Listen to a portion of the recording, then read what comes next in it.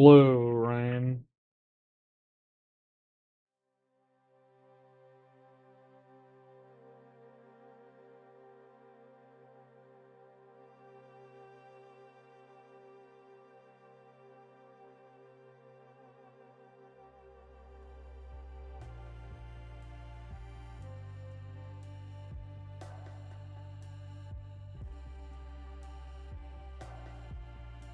Okay.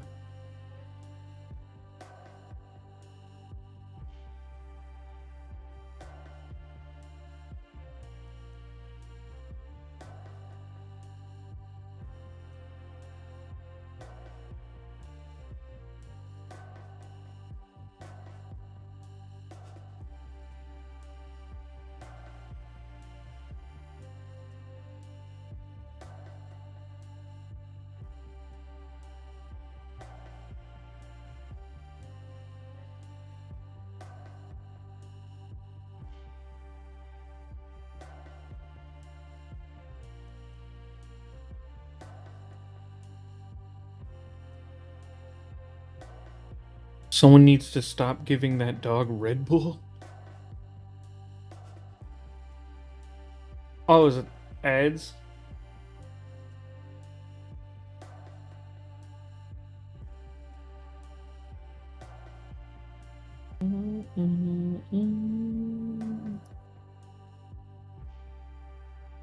What up, Chocode?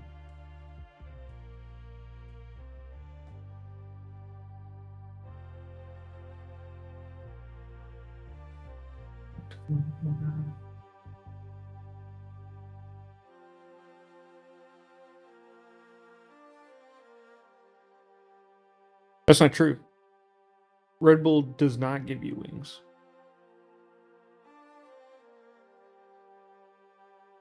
Kobolds in most modern fictions are lizard and or dog-like humanoids. In actual folklore, is a generic name for house spirits. Mostly harmless things that like steal your left sock. Dope.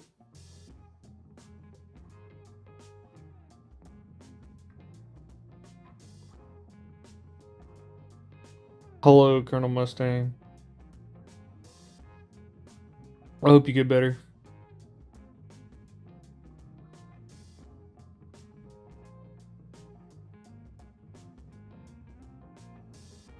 You can't have a weak immune system around kids.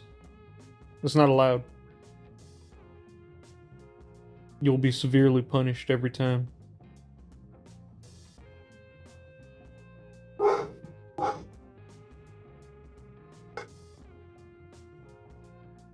Yeah, boy.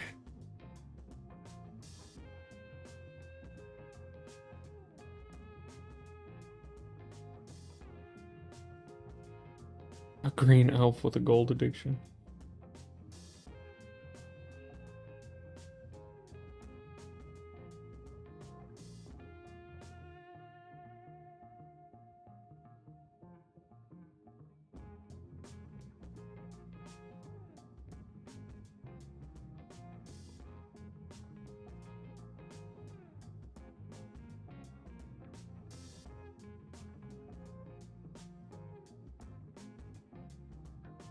Did I just wake up?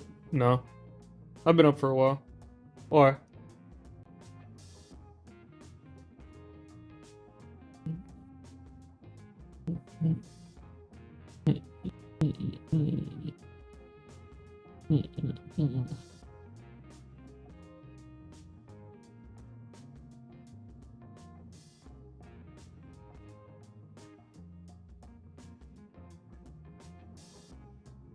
Your voice gives. I haven't had my caffeine this morning.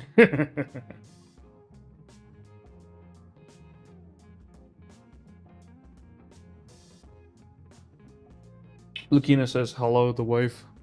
Hello.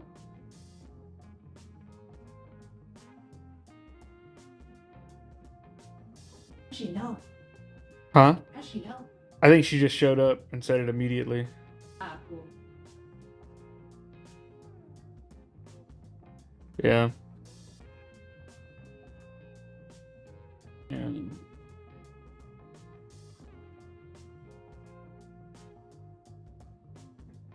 I just lost my level 4 going to level 5 Warlock Goblin because the DM didn't want to consistently track my 1d4 slashing and additional 1d2 necrotic damage. Rip Elder Ice Drake versus me and 2 golems. Rough. The hello came from miles away. Yeah, I have a lot of like voice filters on the mic to try and make it so that like stuff in the background doesn't get picked up and my voice doesn't like change in volume drastically depending on how close I get to it. So when someone's like outside of its range, they sound crazy.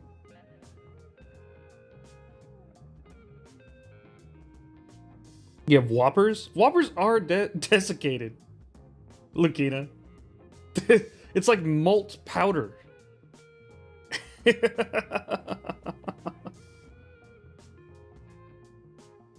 can't get much more desiccated than powder. I wonder what would happen if you gave a goblin chocolate gold coin instead of a real coins. They'd love it. I think they'd be happy about it.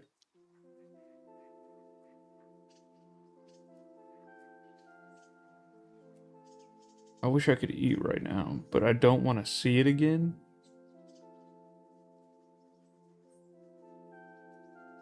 What? What are you talking about?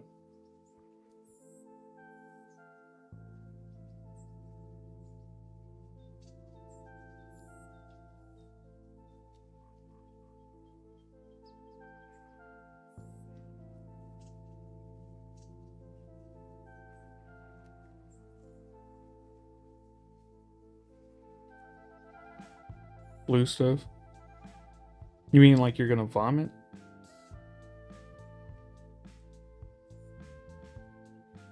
A riding lawnmower rolls into chat as I'm mowing grass. Alright, cool. What's up, Kage?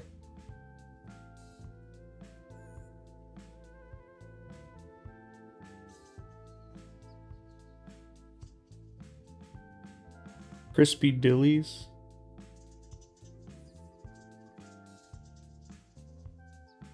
And Sfogliatine.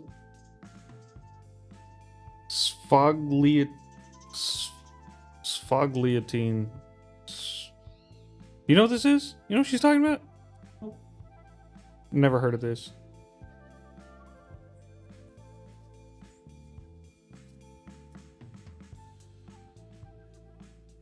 One thing I wish the game... It's an Italian pastry. Ah, cool. One thing I really wish the game did is play my YouTube videos while playing the game. I can't watch this stream and play Everweave. It stops all videos mid-play in between prompts. Yeah, it does that with music too. It does that with any media. It's a bug. It's not intended, it's sort of annoying to try and fix. We're working on it though.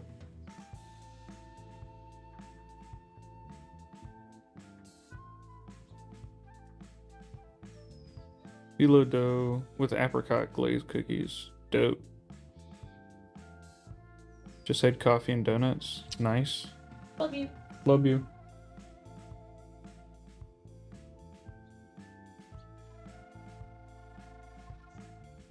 Yeah, it depends on what platform you're on. I'll tell you where you can do it.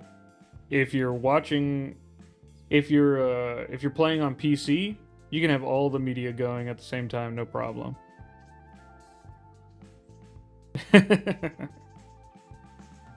Thanks, Lakina.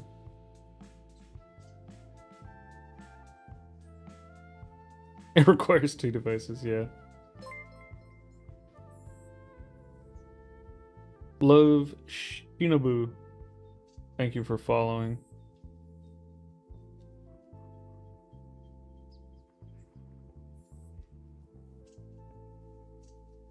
You want to stream some Everweave? Do it.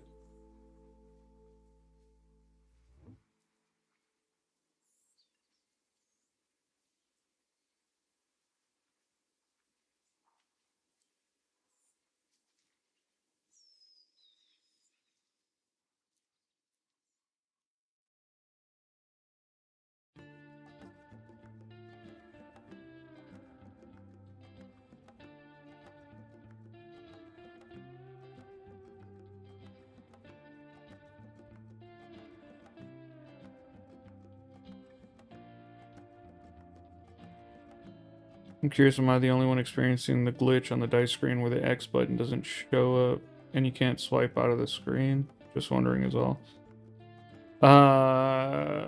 So Madu, that could be a couple different things. If your responses are taking a long time, the X doesn't show up until the response is done. So you could just have to wait. The second, if you already have waited and it's still like it's taking like actually very long, usually clearing your cache helps that out.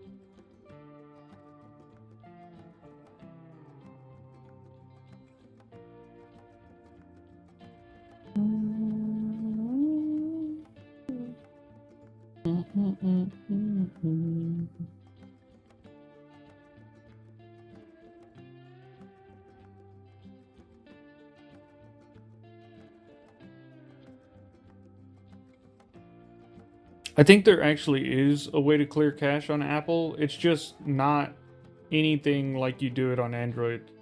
I think it's like weird.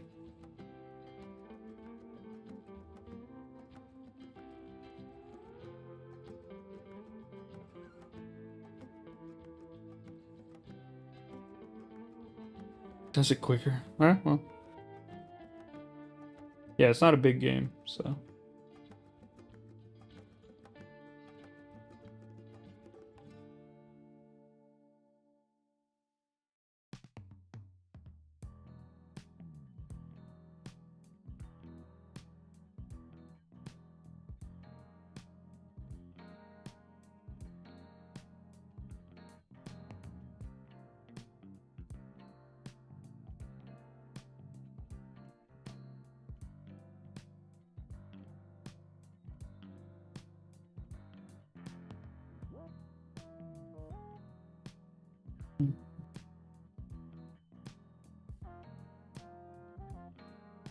Ugh.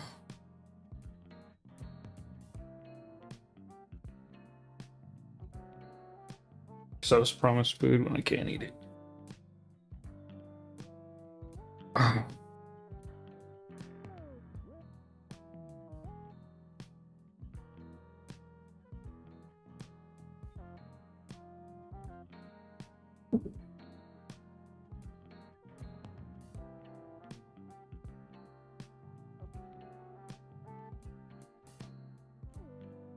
Hello, hello.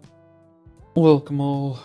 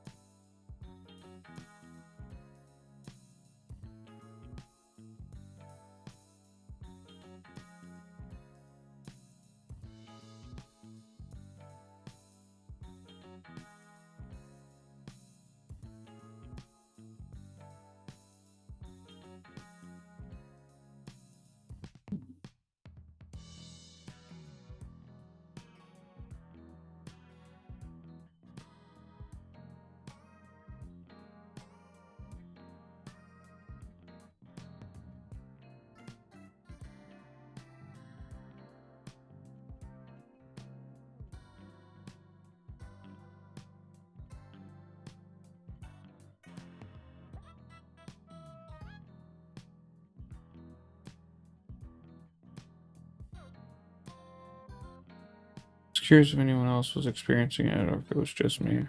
They're doing their best to fix it. Yeah. It's more than you experience it. Yeah. It's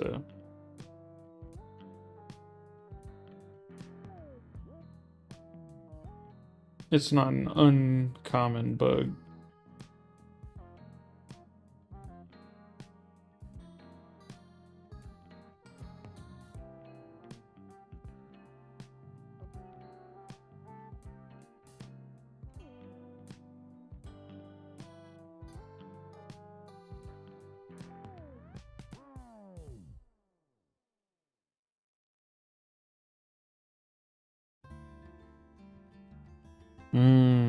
Yeah, tablet also has issues. It could be a resolution issue as well. Hmm.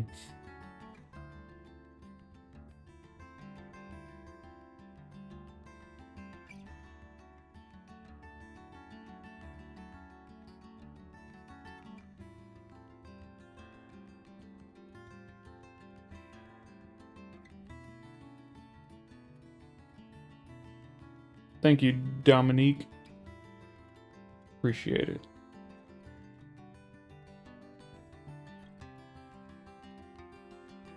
Nice to see you back at it. Thanks.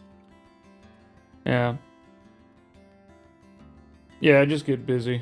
I have a lot of various stuff going on, and then also, you know, just we'll get stressed or something and get headaches. Can't play. But I'm doing good.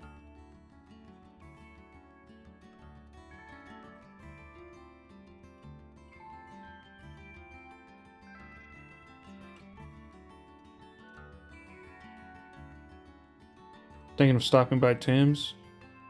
Old Timmy Hose. Timtholomew Horthaniel.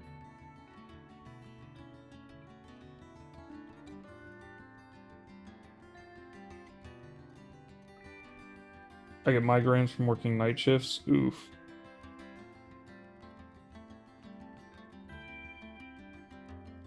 Yeah. I get migraines for no reason.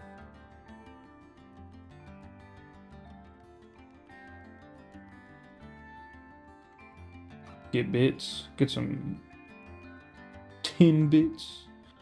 I work on Android PIP, picture, but it does pause the stream every time I submit a response. Just have to click play again and it picks back up while I read. Yeah, yeah, really annoying.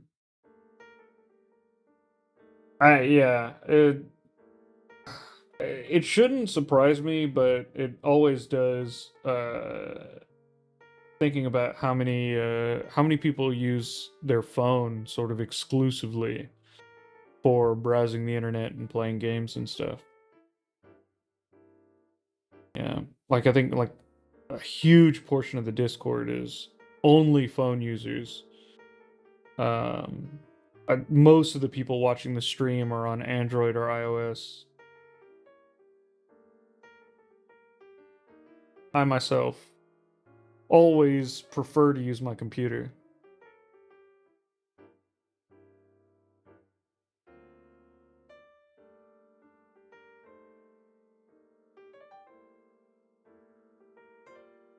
I use Linux occasionally.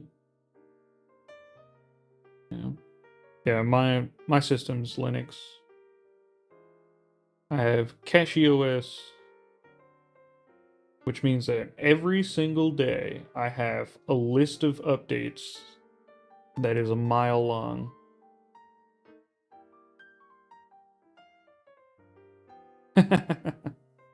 Hello, Kale.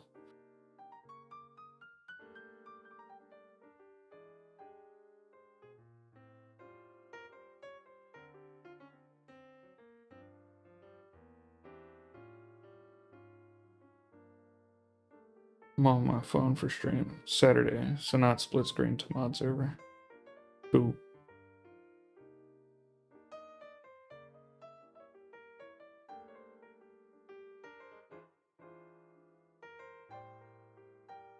Just about, but just about. Oh, Callie, the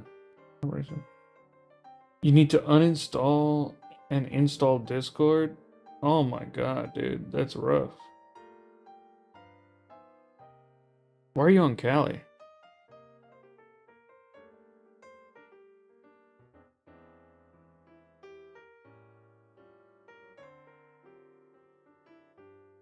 This jazz is slapping right now.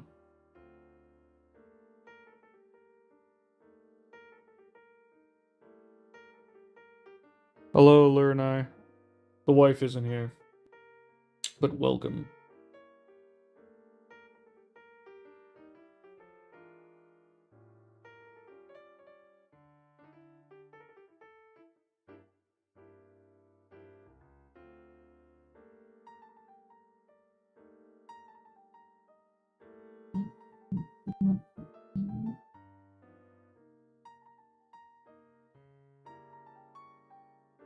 I like CashOS.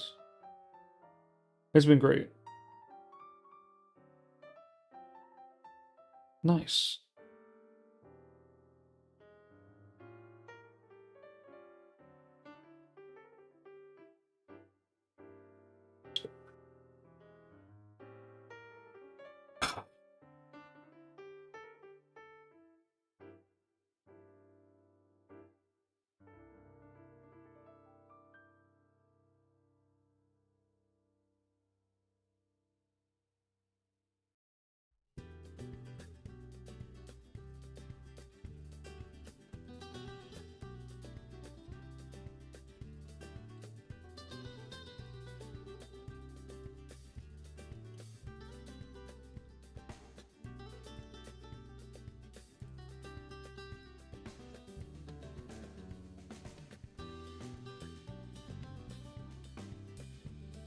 Can I ask why the long delay before you begin playing?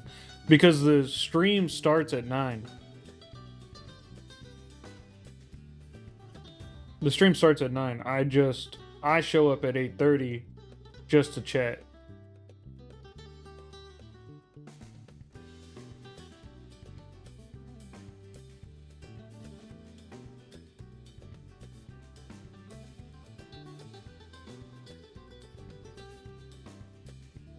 Yeah, everybody's early. This is just the early chat part of the stream. It's the pre-stream chat. Only people who want to like talk about food and stuff are here. If you're lucky, you'll get a lesson on that. I'm like, yeah, that's right.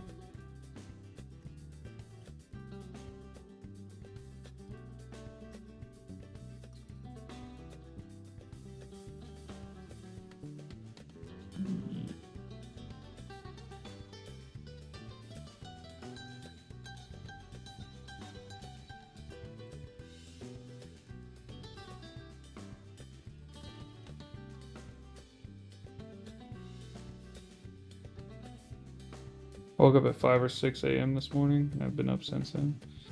I wake up at 5 every day.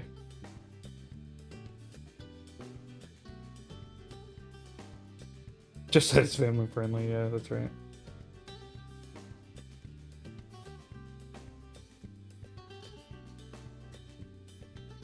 Mountain time. That's fun. Almost no one is ever mountain time.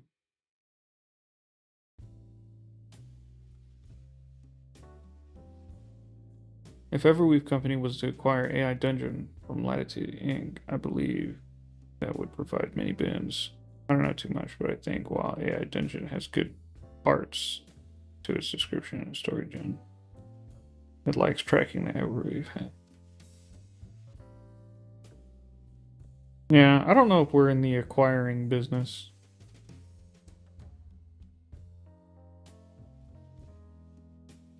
Avoid the yam noodles.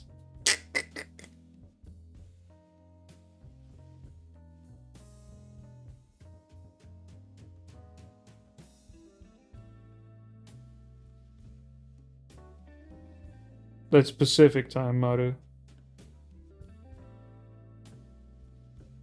Where did I get the background image I use here? It was created by Everweave, by Andy. I think he. I'm guessing it's generated.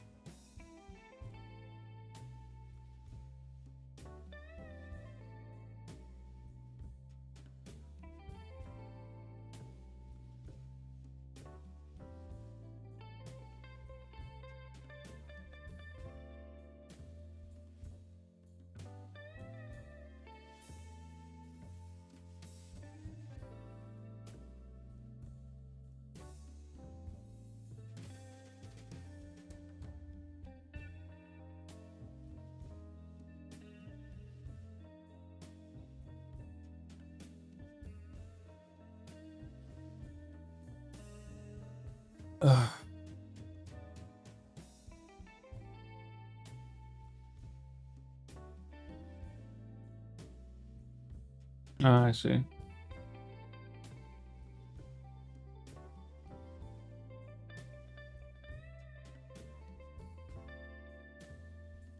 Hey, Carwell.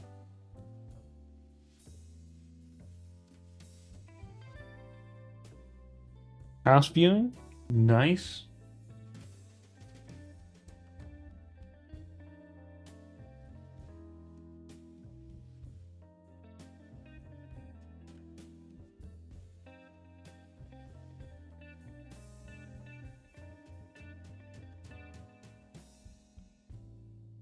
Sorry to hear that she builds monsters.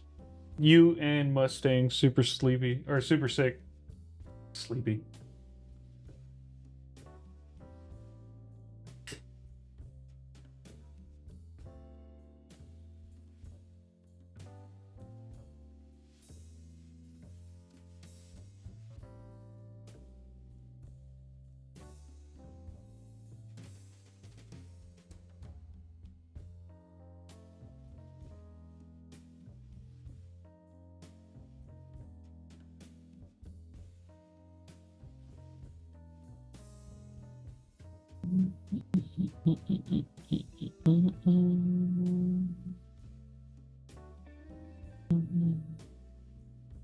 All right.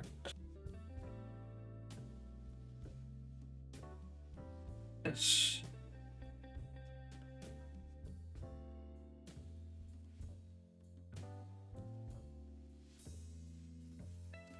Post.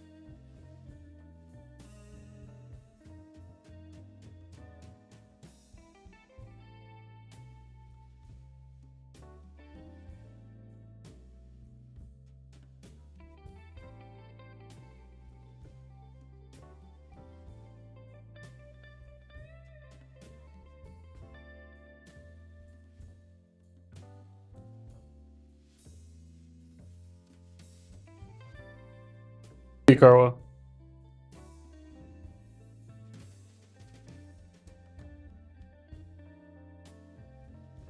Hello, Dad of Call.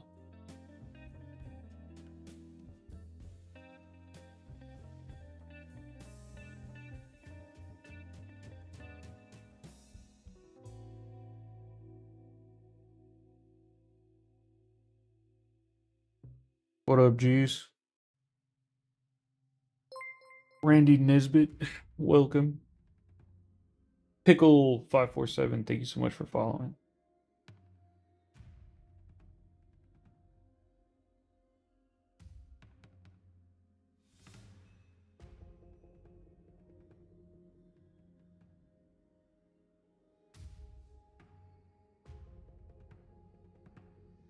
Laundry machine broke down 2 weeks ago. That's rough.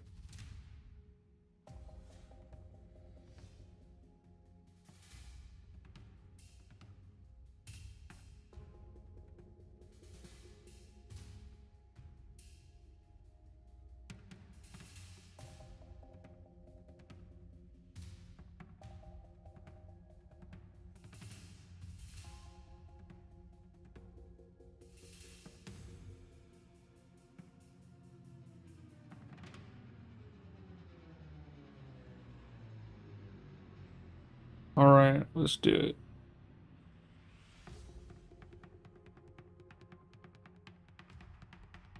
All right, hello, hello. Welcome to another Everweave stream.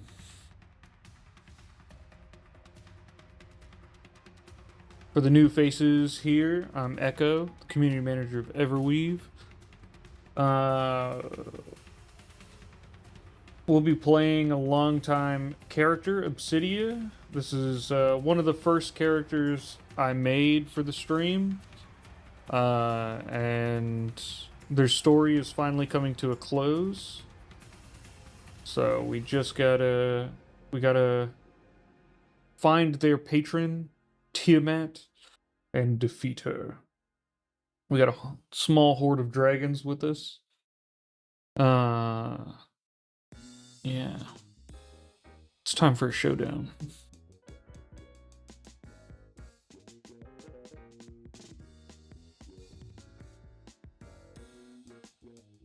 No wide back, that's alright.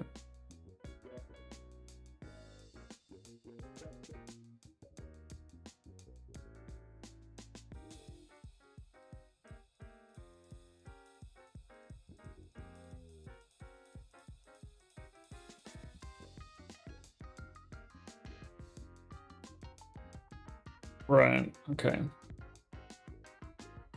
So, we found out last time. Yeah, just defeat Tiamat, no big deal. That's right. We found out last time that Tiamat is probably going to be at the Obsidian Citadel looking for the Shard of Aether soon. So we got that information by beating up a couple of spine devils. And after we did that, we rested up, hiding inside of a wall, a broken down wall. And yeah, the information extracted from the Spine Devil burns in your mind. The Shard of Aether, hidden within the Obsidian Citadel in the glacial peaks. The path ahead is clear, though undoubtedly fraught with peril. What is your next move, Obsidia, to reach these icy mountains in the heart of hell? Welcome, Cardaloon. Yeah.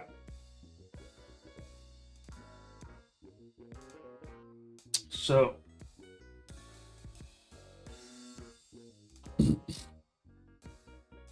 let's fly.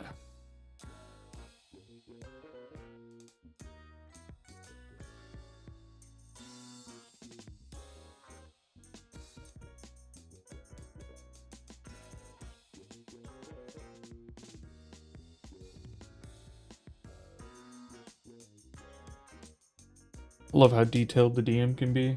Yeah. Me personally, I prefer a mix. I don't love that every message is so detailed, but that finding how to get it to have the right nuance of like, this doesn't need detail, this needs a lot of detail, that's sort of difficult. It's easy to tell it to be very detailed or not to be very detailed, but to get it to be like the right balance. For me, I think that's the sort of hard part.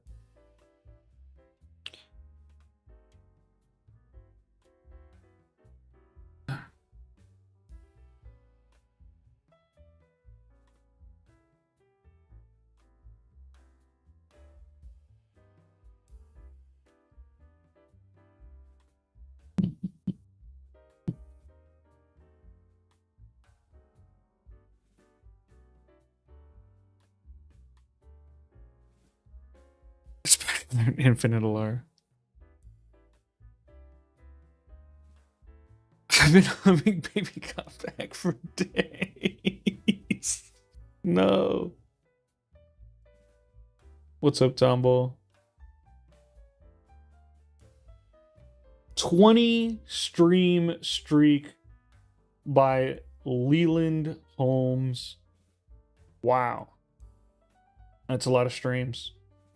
I don't think I've shown up to my last 20 streams.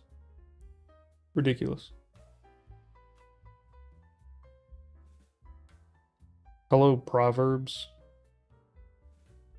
Hello, Lando. Echo, it is time. We fly to the heart of hell, to the Obsidian Citadel.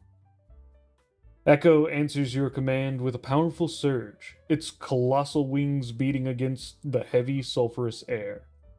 Below, the tormented obsidian plains begin to slowly give way to a landscape even more paradoxical and cruel. The air grows noticeably colder, a biting chill that cuts through the ever-present heat, a testament to the unnatural nature of this infernal plain. Jagged, impossibly tall formations of black ice claw at the lurid purple sky, some glowing with an internal hellish fire.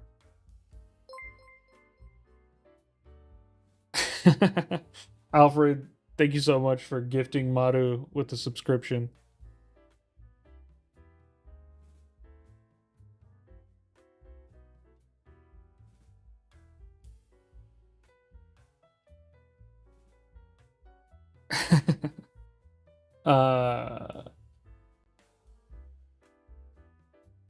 With an internal hellish fire, others shrouded in swirling blizzards of ash and frozen vapor.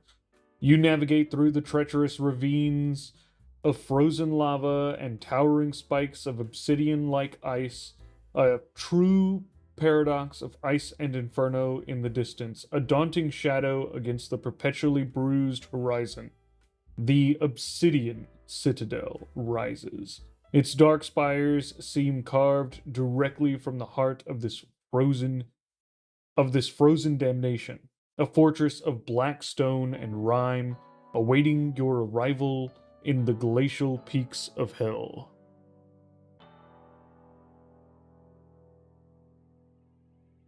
But at least it makes sense a majority of the time, which is more than I can say for some of the other games like this, though I haven't played those specific ones in forever.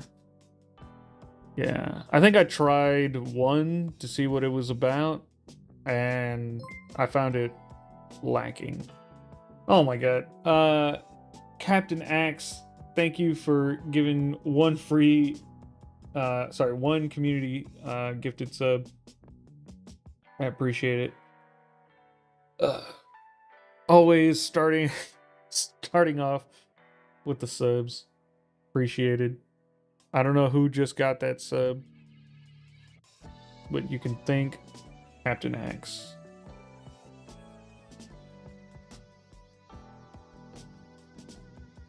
That's a lot of obsidian going on in hell, yeah.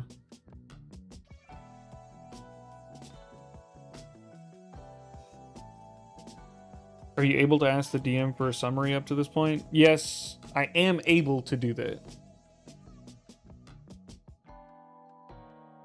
But, we won't be doing that right now. We can do it at the end, after the epilogue. Not gonna be a part of the stream today. Just gotta work after visit to urgent care. Why do you guys keep going to the hospital? Alright, Captain X. I hope you're alright.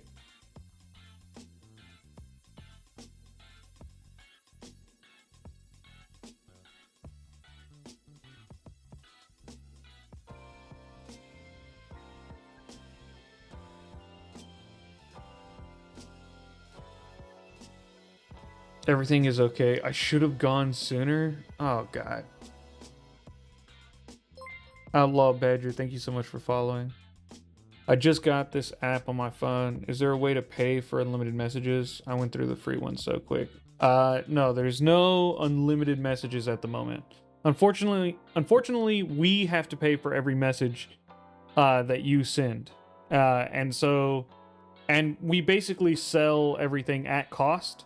So we can't afford to make a unlimited option. It would just cost us too much money. People play too much. So we have to charge for every message, unfortunately.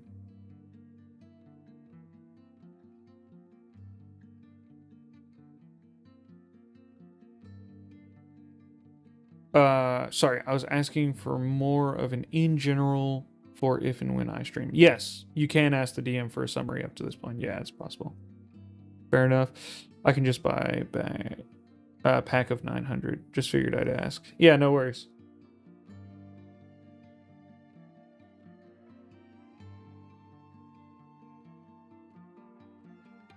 I had to go to urgent care a couple days ago for pneumonia. Jesus, guys, come on.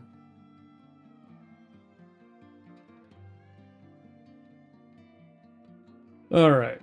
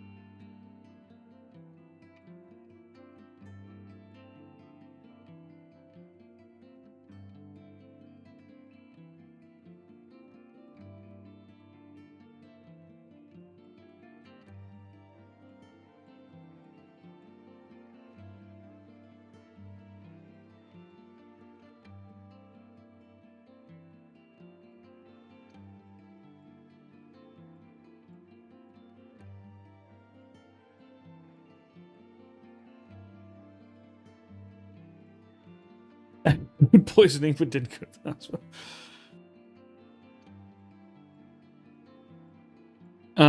Maybe you guys can get a dedicated server eventually, or is that a lofty sum? Yeah, the amount of infrastructure for that is pretty ridiculous for the amount of players that we have. We have to rely on sort of large models. We don't have, the $500 million to put into a large AI infrastructure.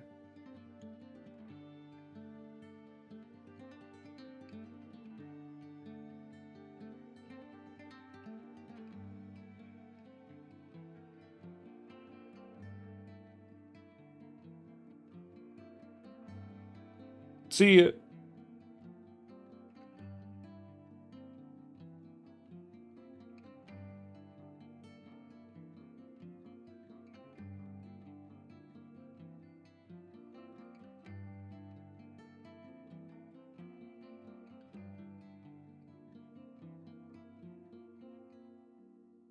I've been happy with the response times.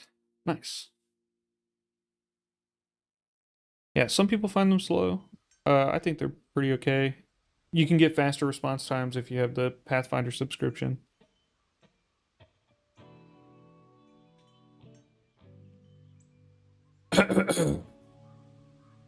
You swoop down towards the Obsidian Citadel. Echo's immense form cutting a swift path through the frigid, ash-laden winds. Your voice, amplified by your draconic essence and the sheer power of your will, rips across the infernal landscape like a thunderclap. Tiamat! Your time has come! Get out here and face me! The challenge echoes off the black, ice-encrusted walls of the fortress. A defiant roar against the very heart of this damned realm. For a moment, an unnerving silence falls. Even the distant wails and clanging of the hells seems to hold their breath. Then, the citadel stirs. Obsidian windows, dark as void, suddenly glow with malevolent red light. From shadowed ramparts and towering spires, hordes of winged devils emerge. Their forms silhouetted against the lurid sky, their numbers too vast to count. A low, guttural growl, heavy with amusement, and immense power vibrates through the very rock beneath you. Not a direct response, but an undeniable acknowledgement from Tiamat herself. The gates of the Obsidian Citadel, massive and barbed, slowly begin to grind open, revealing only darkness within.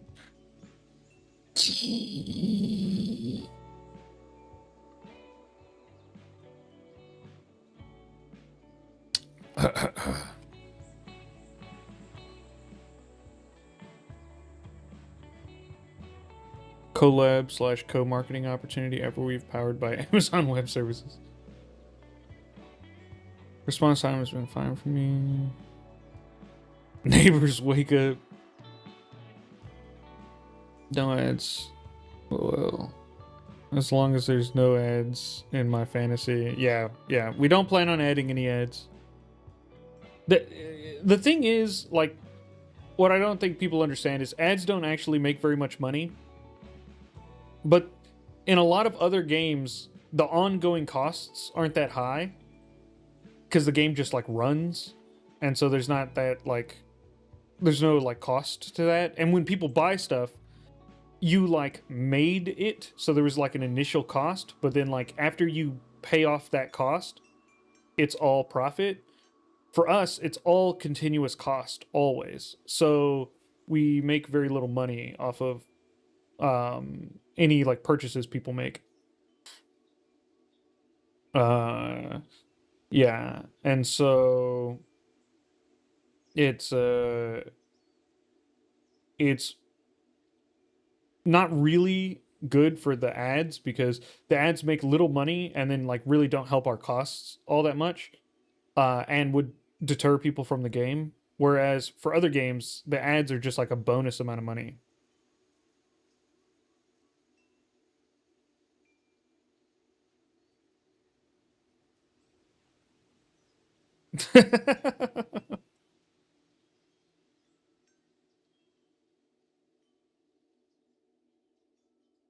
Yeah, that's right.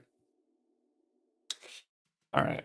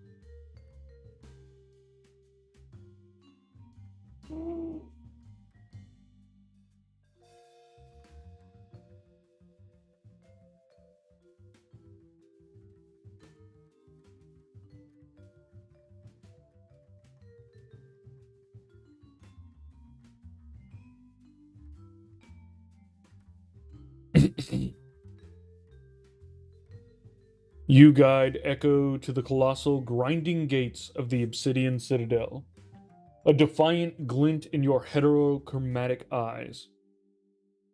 As the last of the echoing clangor fades, revealing a cavernous, oppressive darkness within, you dismount from Echo's back.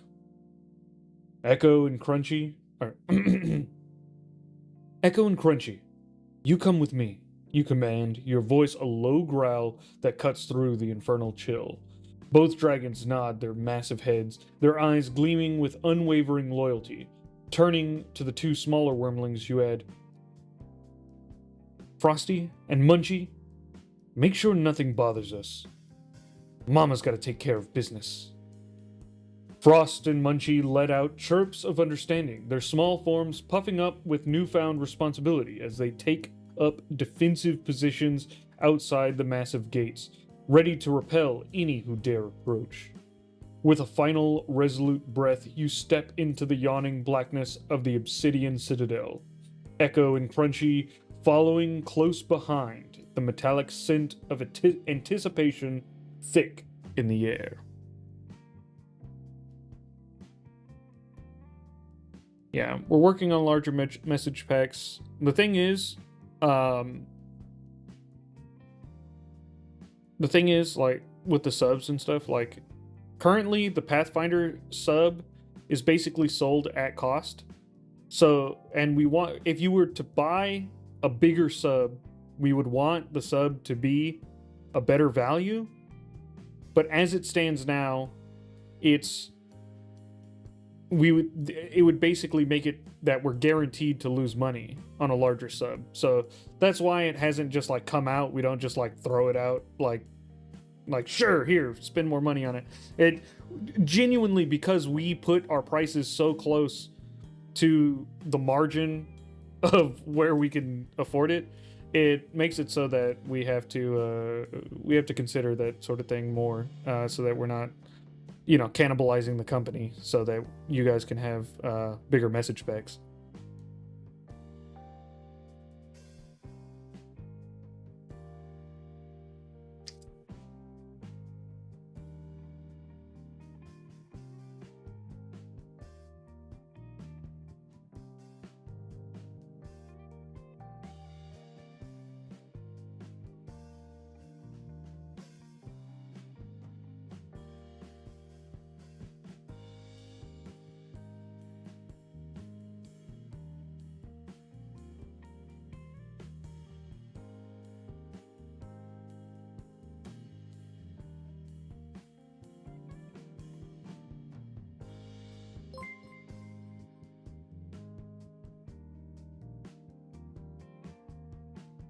Opal Jewel, thank you so much for following. We've reached our follower goal of 570. Nice.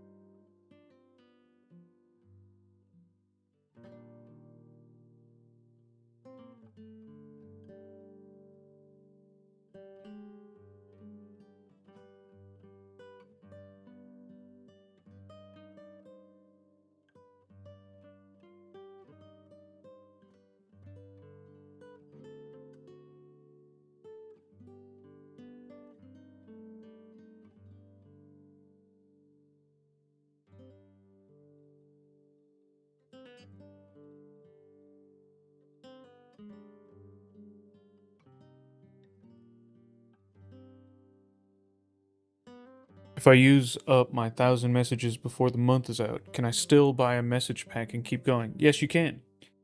And then just a thing to note, since we're on the topic of message packs and subscriptions, subscriptions, like every other subscription service, is monthly, and the service that you pay for that month runs out at the end of that month. So, like on your phone plan, if you pay for like 40 gigs of data and you don't use 40 gigs of data, it doesn't like roll over to the next month. You just get a new fresh 40 gigs of data the next month.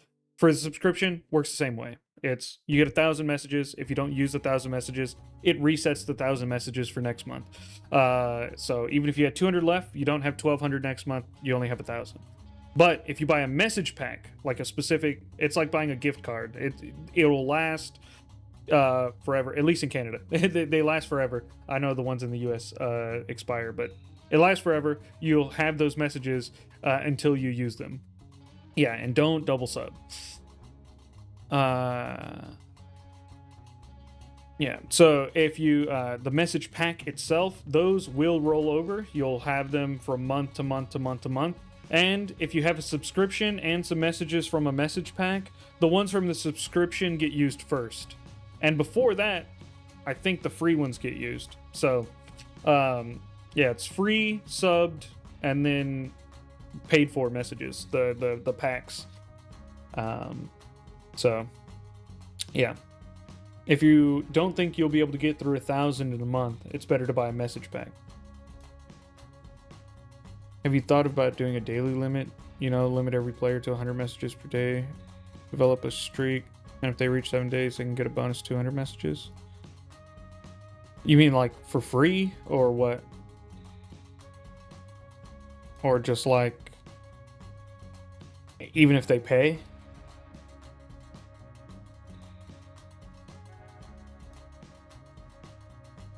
My character is going to get engaged soon. I don't want to have to wait till next month. I see. If you already have an action, do not buy. Just stick to message specs. Yeah. Thank you, Chocode.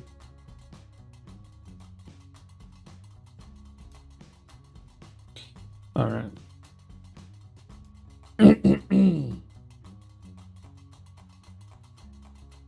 I take a deep breath, feeling the hot and cold, turbulent air escape my nostrils, fogging and condensing in front of me. The Citadel's grandeur wasted on me as my focus is directed to one thing: my upcoming battle with the dragon that wiped out my tribe. The gates grind shut behind you with a sound that echoes like a death knell, plunging the entrance chamber into an impressive cavernous gloom. Your breath, a turbulent mix of magma heat and glacial cold, escapes your nostrils in twin plumes of fog and condensation, briefly illuminating the suffocating darkness before dissipating into the heavy, sulphurous air. The grandeur of the Obsidian Citadel is lost on you, your draconic senses perceiving only the immense ancient power thrumming deep within its core.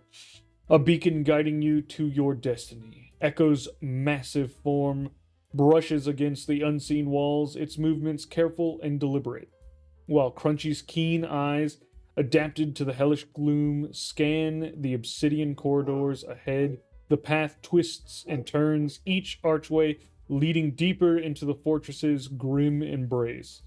The air grows heavier, charged not just with the heat and brimstone, but with an almost palpable sense of Tiamat's immense malevolent presence, drawing you ever closer to the confrontation you have sought for so long.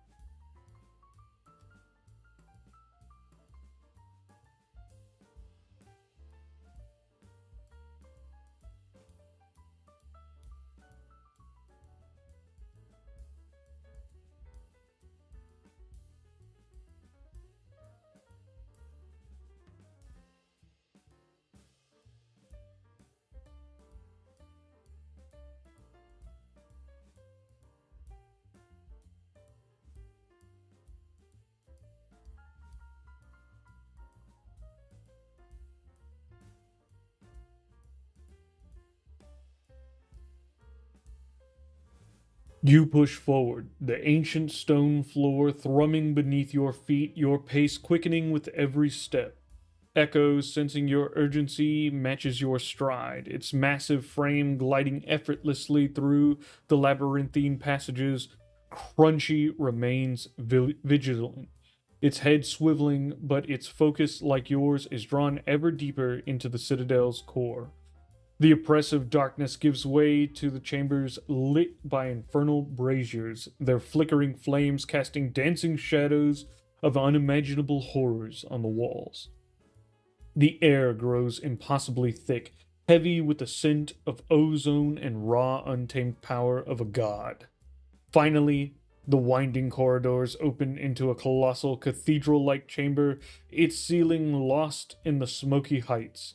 Pillars carved with tormented faces reach for the unseen apex, and rivers of lava flow in channels along the floor, illuminating the horrific frescoes that depict scenes of endless destruction and suffering.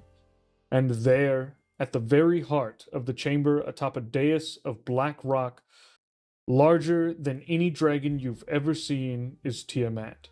Her 5 heads, each a different fearsome color, rise majestically.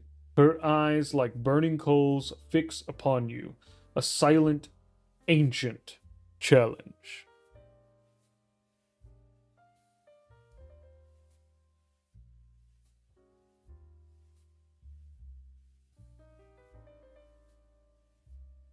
Felicitations.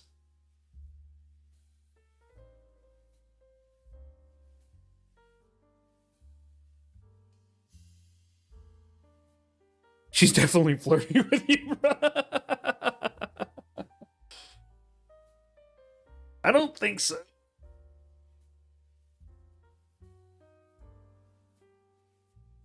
I don't think Tiamat's down for pizza.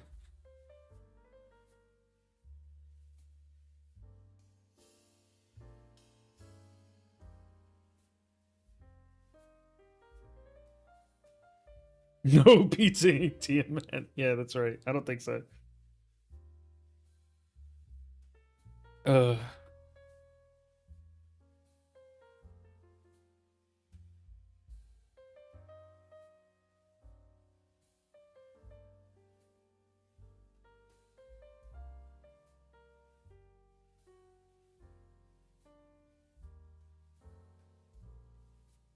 Oh, ads are happening right now, so we're gonna take a quick pause for those who don't have subscriptions.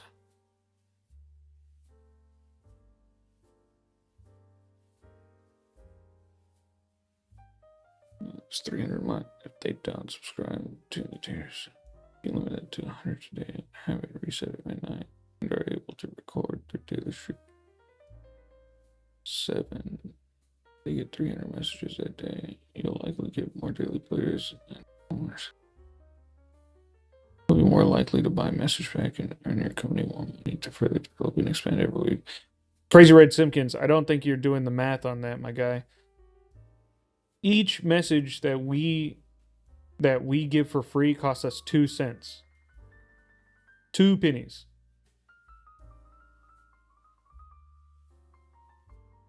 Just about. It's like 1 cent to 2 cents, but for the purposes of the math, about 2 cents. Yeah. So, and if you got 100 messages a day, you likely wouldn't pay for messages anyways. The thing is, the people who are going to pay for messages are already paying for messages. And the people who aren't going to be paying for messages don't pay for messages.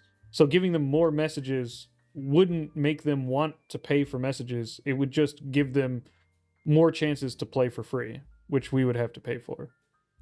And yeah, which is not the point.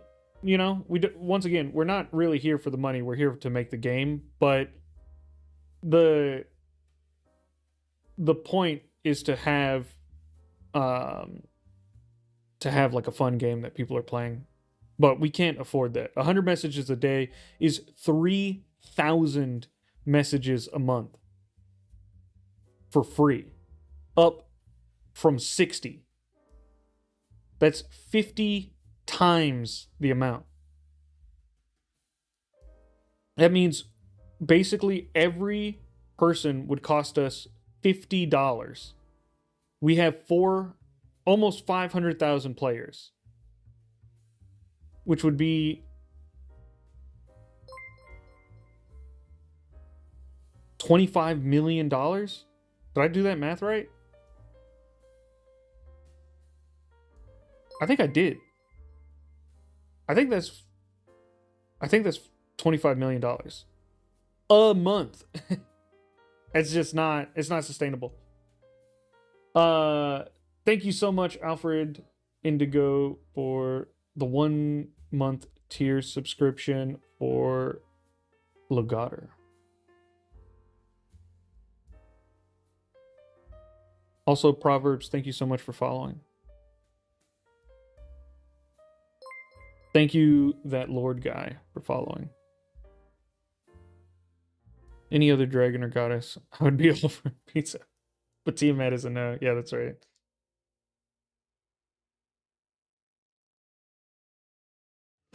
She kills monsters. That's about D&D. I built a big Tiamat puppet for the show.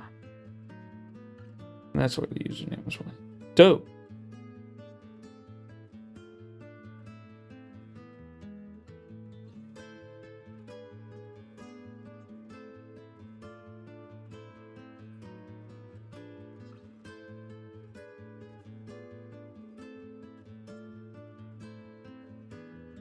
$10 messages a day would still be 300.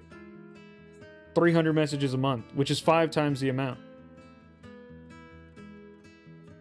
That comes out to like 2.5 million a month.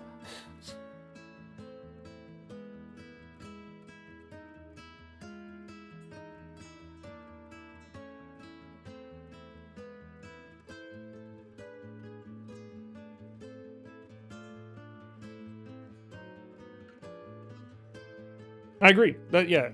One of the reasons I work for this company is because I like the way they do business.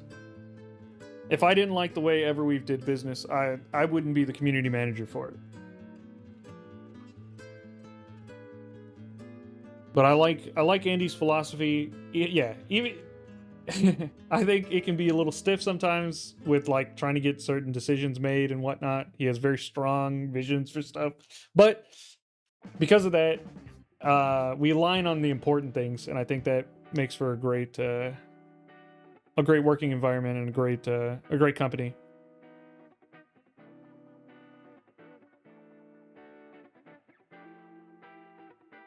They're allergic to Monday, not money. It's a Monday.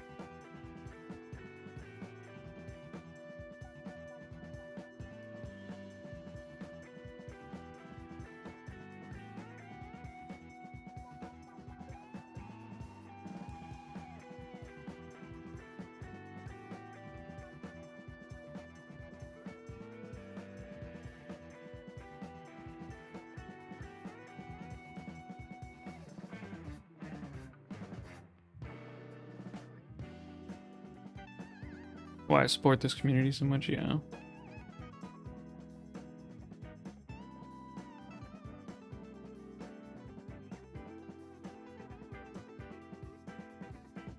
Hello, Turtle Storm.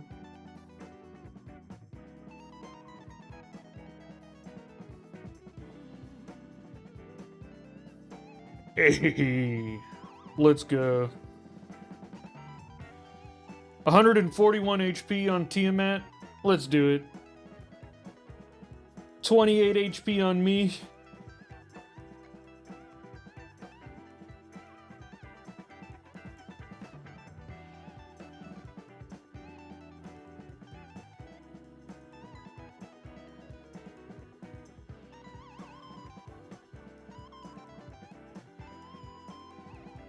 It's happening, folks. All right. Let's see what Tiamat says.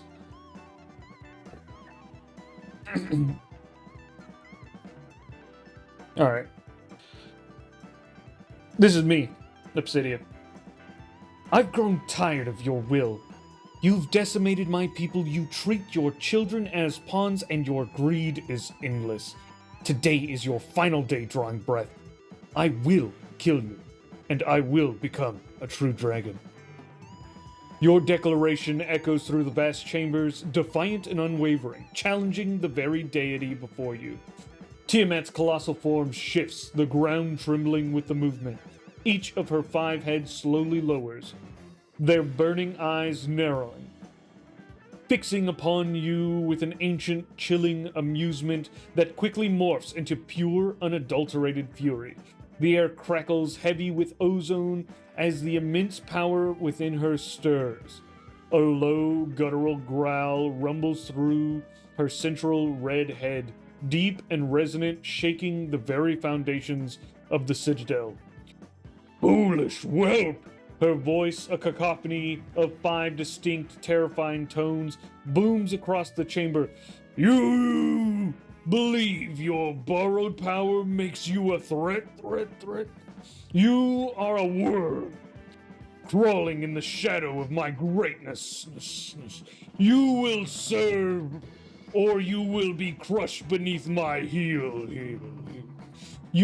Her immense body tenses, her 5 heads coiling like deadly serpents ready to strike. The ground beneath you cracks, lava in the channels begins to surge, and a wave of overwhelming divine malevolence washes over you. The true confrontation has begun.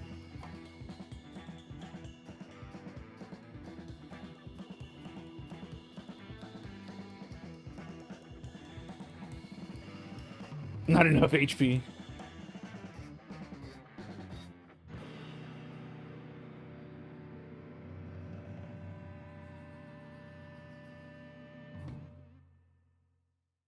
I didn't know you could see HP on PC. Time to switch over. You can see HP on mobile as well, 0.59. You just got to click the little red bar at the top, the little red health bar.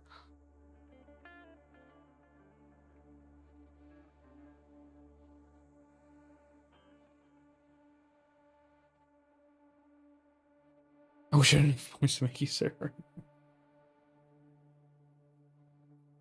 It's too contradictory to the story, unfortunately, there, Shady.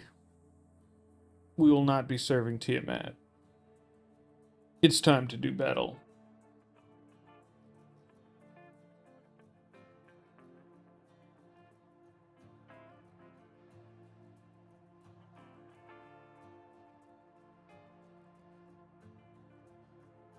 All right.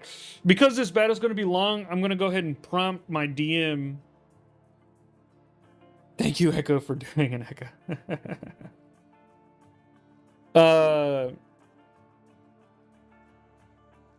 I'm going to go ahead and prompt the DM to make sure to look at my inventory, my items, for various powers that I'm going to use.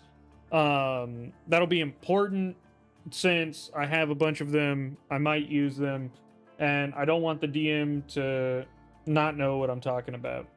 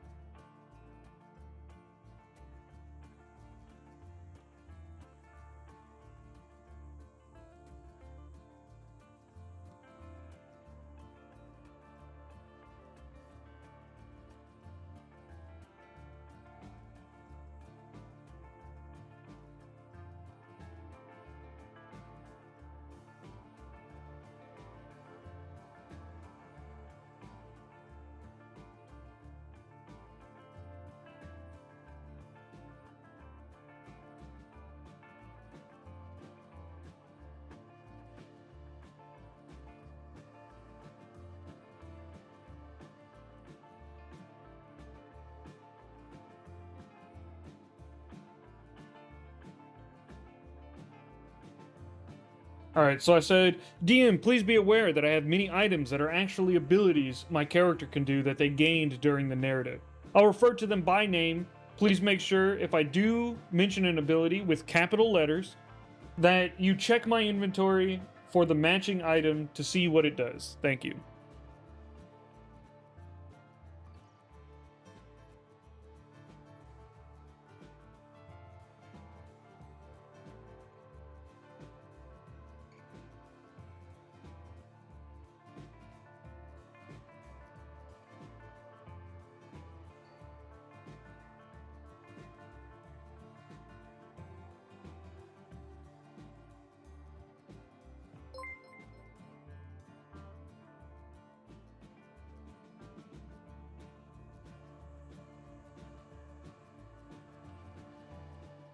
IP Freely, thank you so much for following.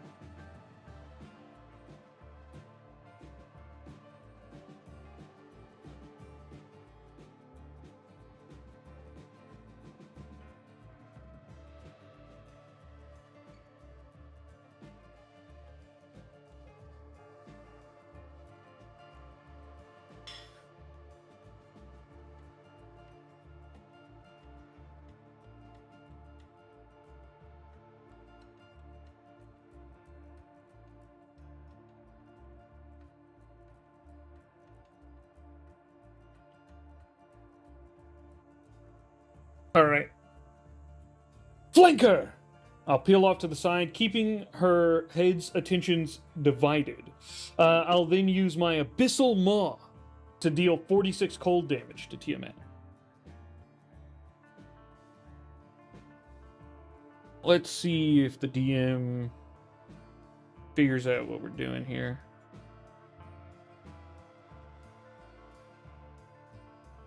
No, it used Glimpse of Hunger.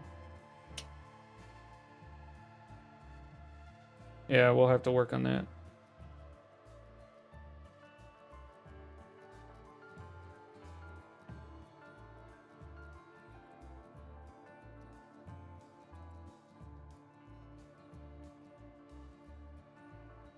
Oh, but it didn't cast Glimpse of Hunger. Interesting. It just rolled the save for Glimpse of Hunger. Interesting. Yeah, because it didn't use a spell slot.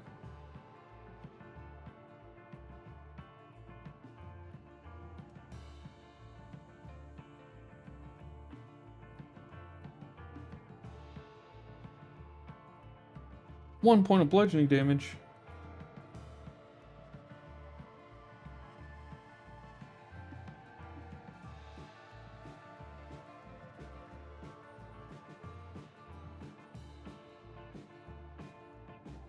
One point of slashing damage. Oh, man. Well, I didn't bring them in here for their damage. I brought them in here so that Tiamat would have a lot of health.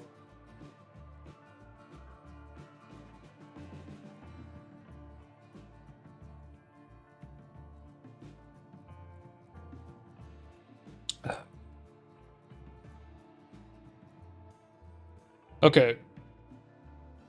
All right, we got a couple problems here. We'll see how much we can get the DM to do consistently.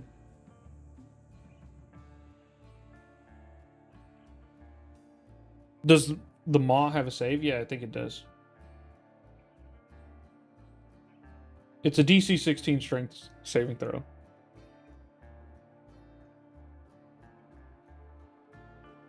And they rolled like a 17 or something. They rolled a 19, so they definitely saved.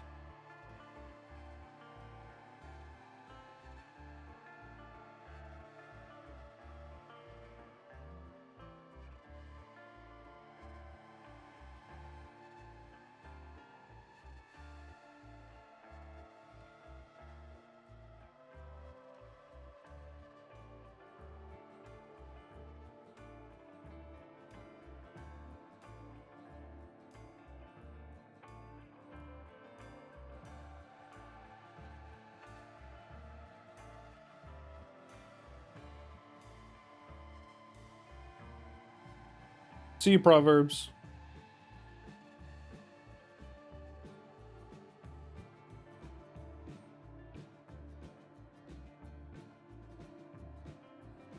Hello, Shinobi Cat Dude.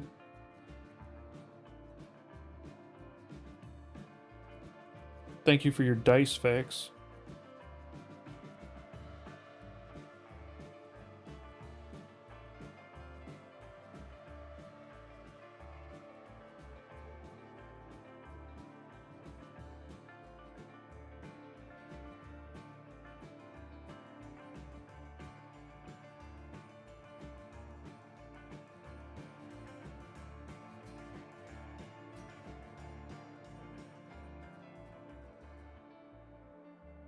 I don't know if companions can do any modified damage, but it doesn't hurt to let the DM know that 1 damage seems a little ridiculous for a dragon.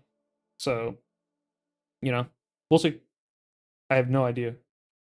I haven't played with too many companions in combat in a while.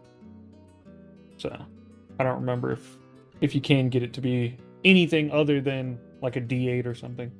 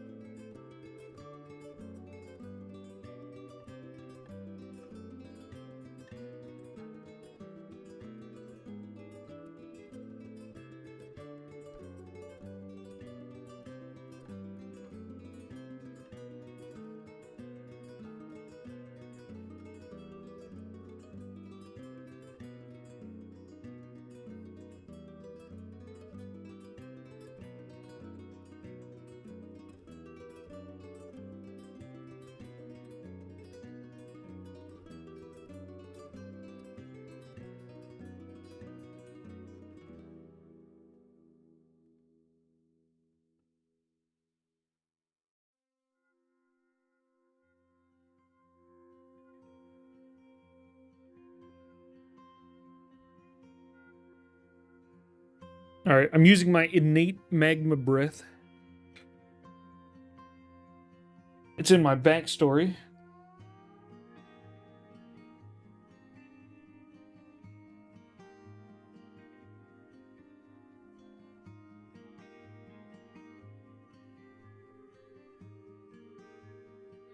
Oh, whoa! T-Mat rolled a 21.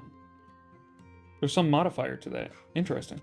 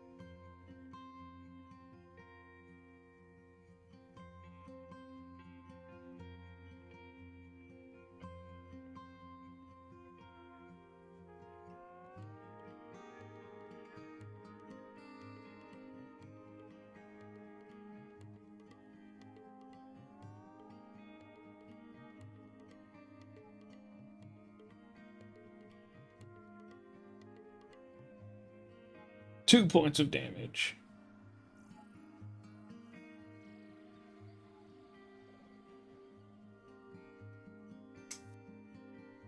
I didn't do the turns.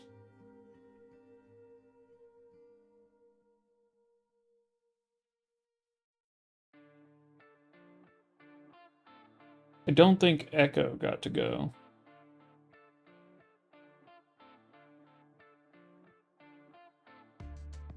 Oh no, they did. They got a 2.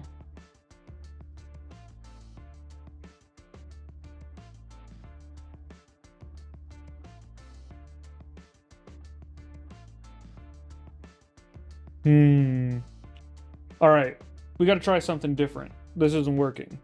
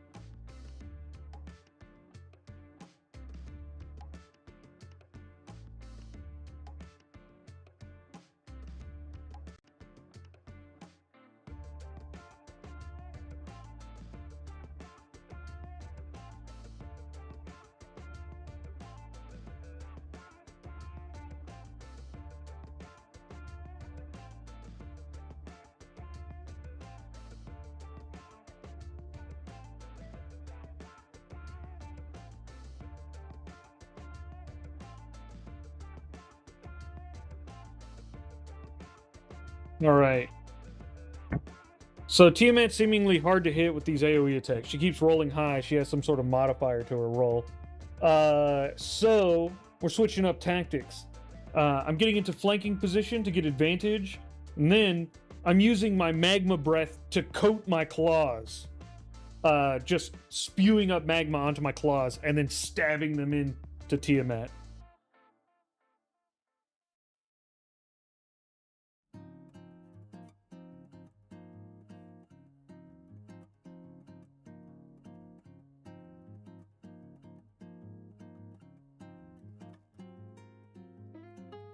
Rolling with advantage.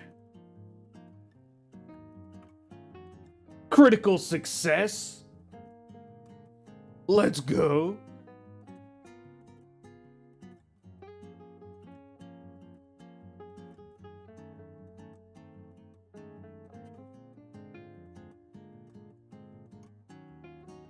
Your magma-infused claws find their mark, digging into Tiamat's tough hide near a previous wound.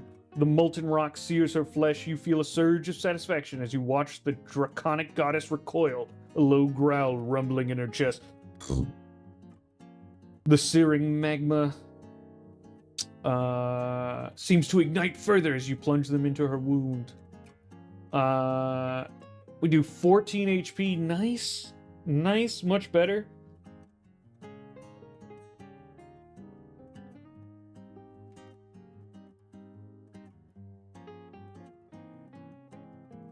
Natural 1 from Crunchy. Big sad. Echo.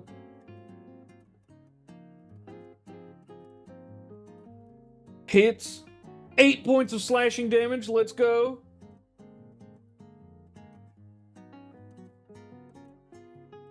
Yeah.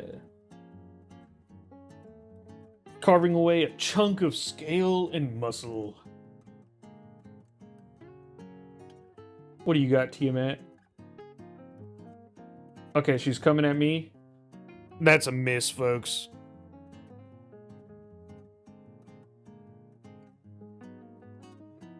This is early? Yes. I stream early on Saturdays.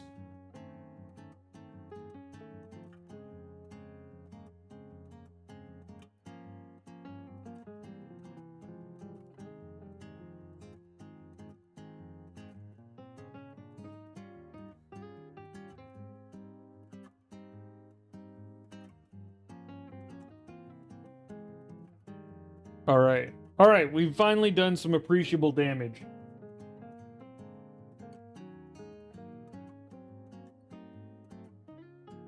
She's got 5 heads. How did she miss? Yeah. Enemies don't have multi-attack yet.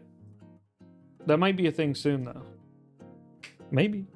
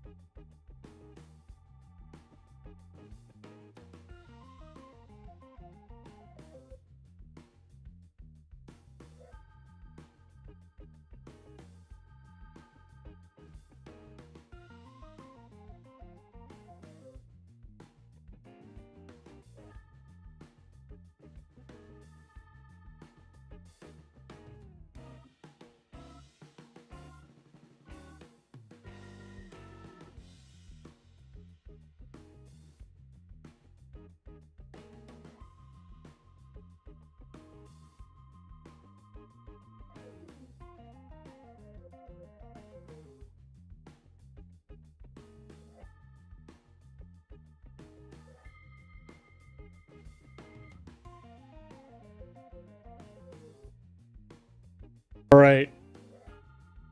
We let the like magma drip and then hit them with our freezing breath, turning them into like obsidian spikes. Now we're using those to stab into Tiamat. Let's go. Yeah.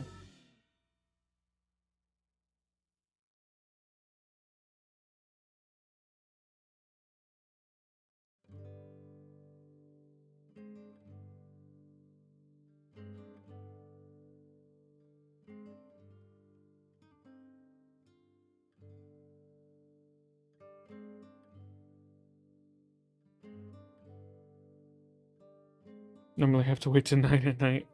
Let's see.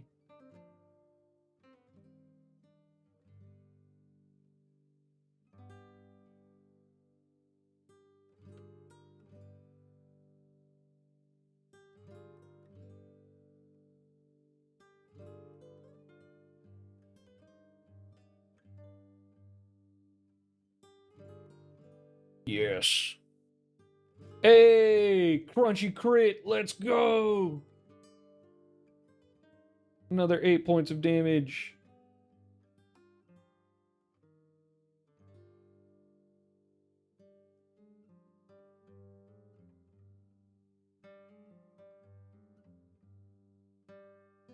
Echo did not hit.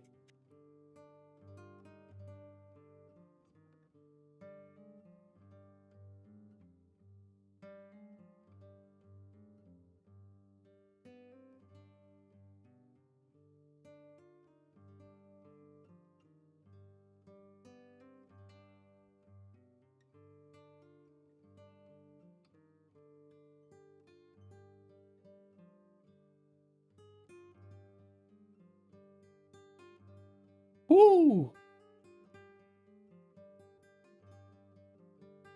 A torrent of fire directly at me. Ha ha ha! All right, I dodged her flame breath. Let's go.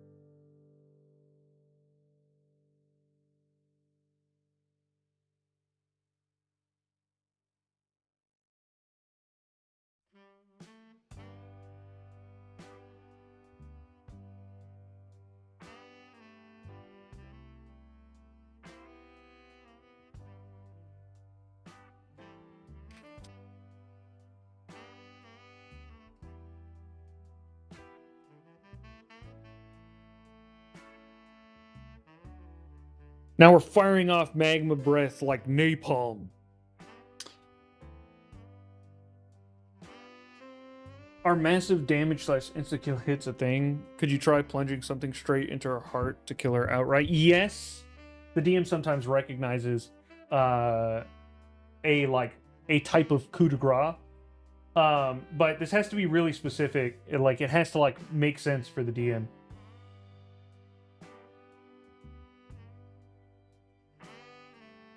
Echo is not having a good time making any contact. What do you mean?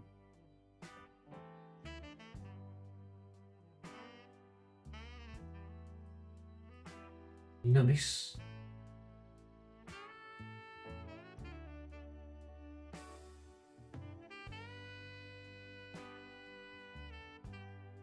Wait, what? No, it was it did it as a saving throw. I wanted to do it as an attack.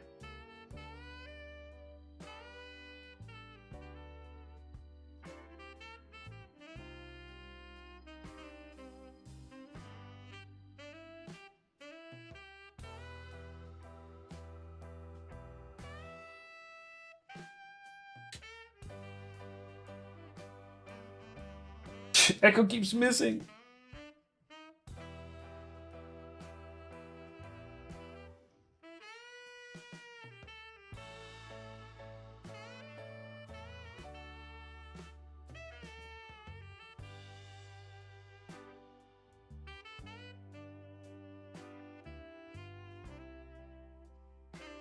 Woo! Tiamat's getting close.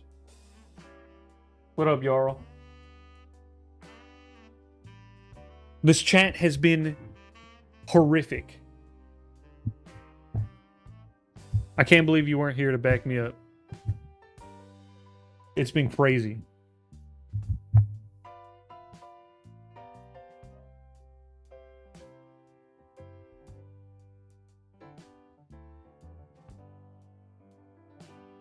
Very interesting battle music. Yeah. They keep missing. I've missed about half the time. That's correct. But I hit whenever I'm throwing attack rolls because her AC is low. I guess just because she's so big. But her saving throws are really high.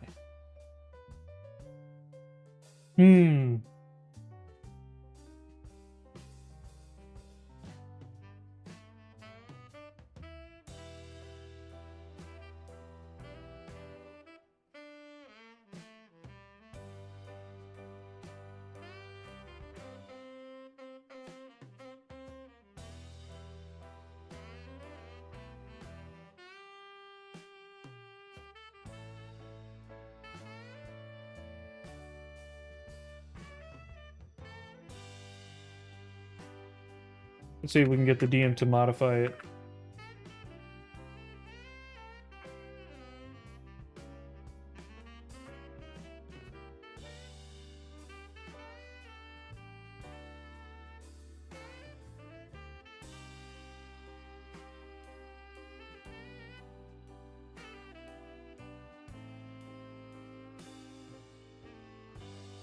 This has been a good stream to sick nap too.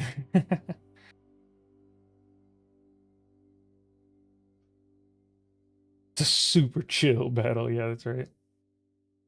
Say I have a part of 4 other characters in my story that are traveling with me, and we get into combat. Do we have a 5-party fight against whatever enemies fight us, or is it just me? Depends. Like, I have my allies here, right? Echo, Crunchy, me. It depends on how you do it. There's no, like, actual answer to this. It all depends on how you prompt the DM. Ooh, baby! 20 fire damage. Let's go. Also, it just hit. It didn't even roll to hit. It just says, you did that. I think there's a hidden roll between these two. Because the DM's acting like I did roll. But I think it didn't show it.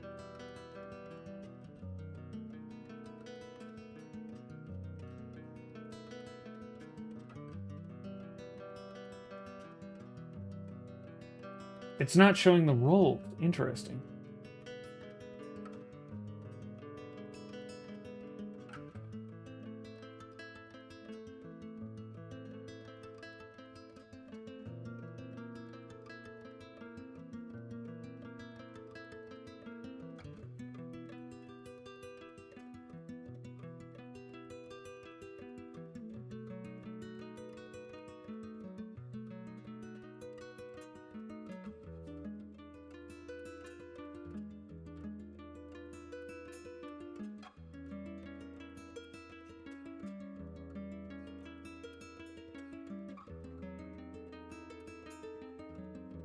Does it not show on mobile? So there's a couple things here. One, it could be how you prompted to go into the fight. If you didn't prompt it correctly, like if you didn't prompt the DM that your ally should be in the fight with you before the fight starts, likely they won't be in the fight. But also, you have to click on the little health bar on mobile to see who's all fighting with you. So at the health bar at the top, if you click on it, you'll see like it'll say all the names of the participants and have little A's next to your allies and E's next to the enemies. So there's that. Yeah.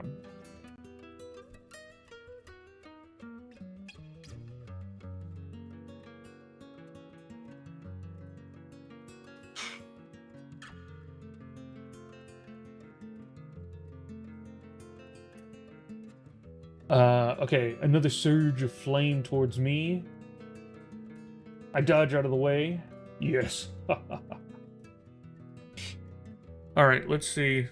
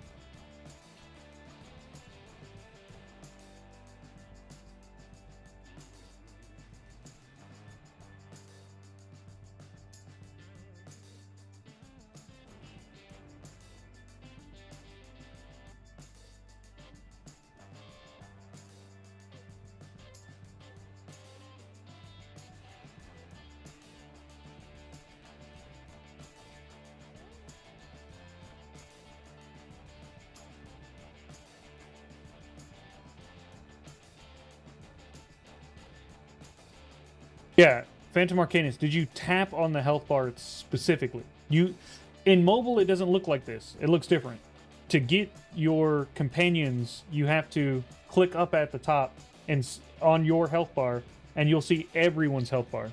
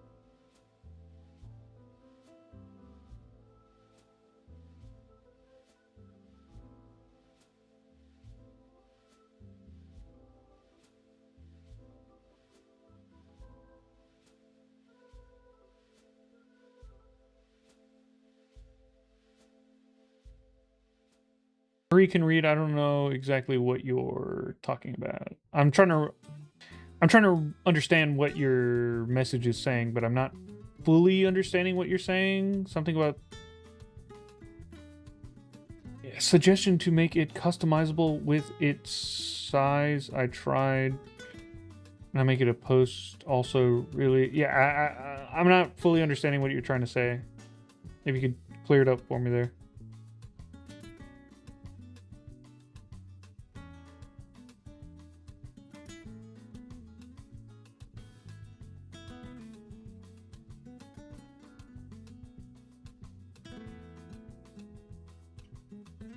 Ooh.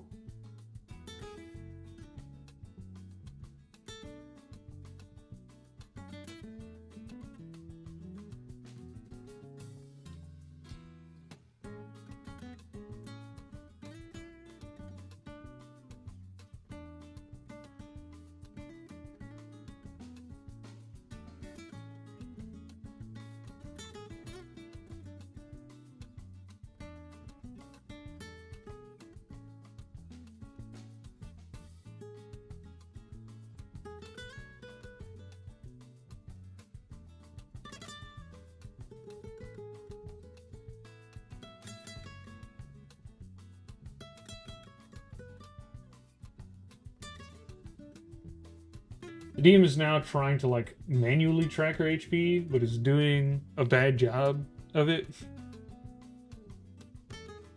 Don't do that, DM. Don't worry about that.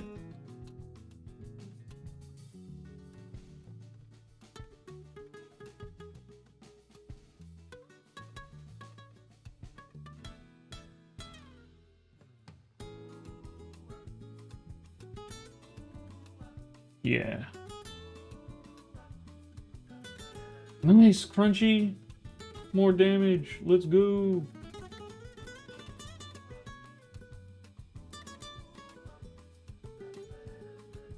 No. Wait, what?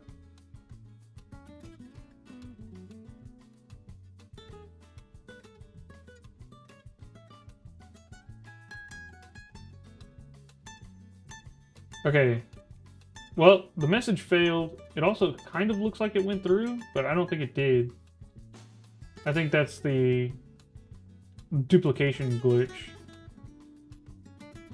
for combat for the desktop. Oh, it's still going? How are you still going?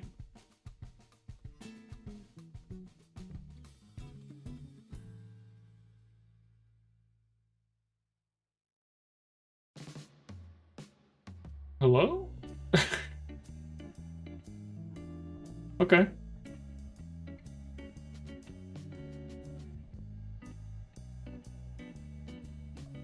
All right, we're gonna try this message again because none of it went through.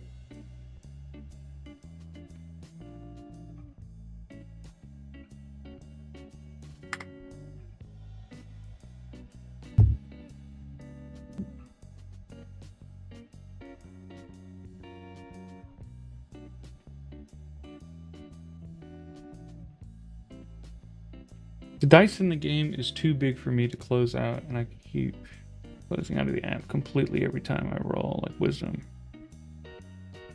Sometimes I get stuck there and have to close it. Ah, I see. Yes, this is a resolution issue for tablets.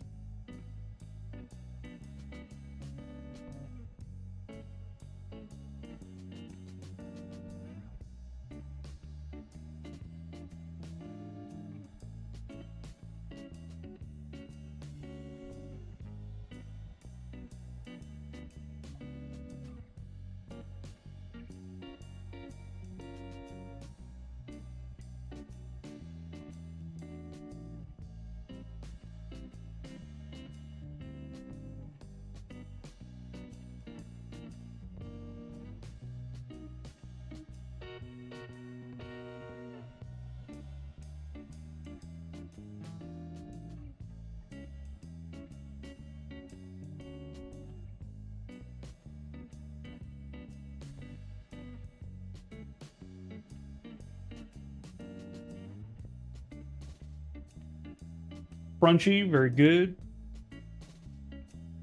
Extra damage. Oh. We've had to do this round twice now.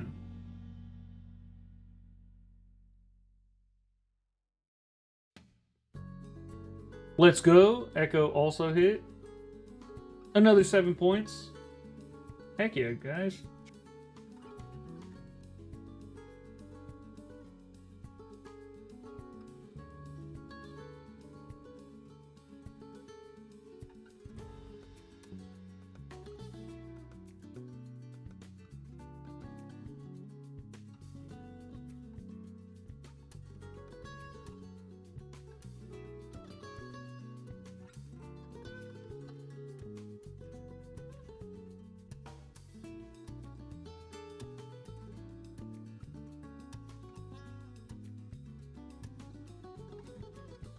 Oh, it did count from last time.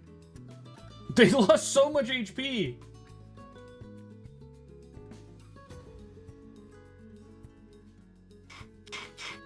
Okay. That's weird, because it errored. It errored, but still counted. And kept going, and then when I resubmitted it, it totally understood that it should have been resubmitted. But it did double count the HP loss. But only at the end of the second message. That's weird. Well, that's interesting.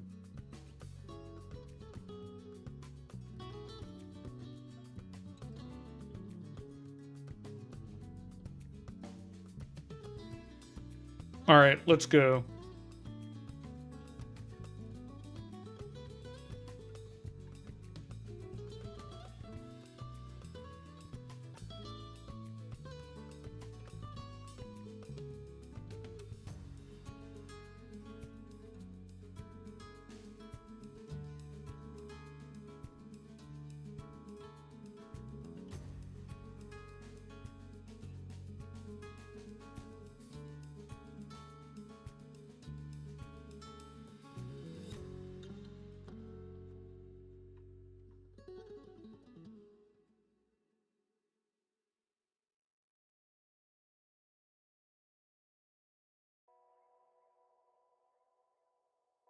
All right.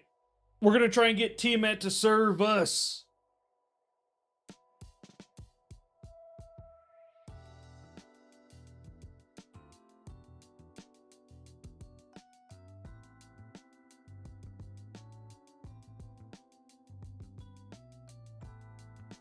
Tiamat, her 5 heads coiling and hissing, stares at you with eyes burning with ancient fury. The ground trembles beneath your feet as her immense form shifts, and a guttural roar, a symphony of rage, from 5 throats shakes the very foundations of the Obsidian Citadel. Submit, submit, submit. She bellows, each word a thunderclap that echoes through the chamber. You, a mere dragon dwarf, dare to demand submission from a god?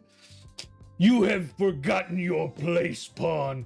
You will pay for this insolence with your pathetic life.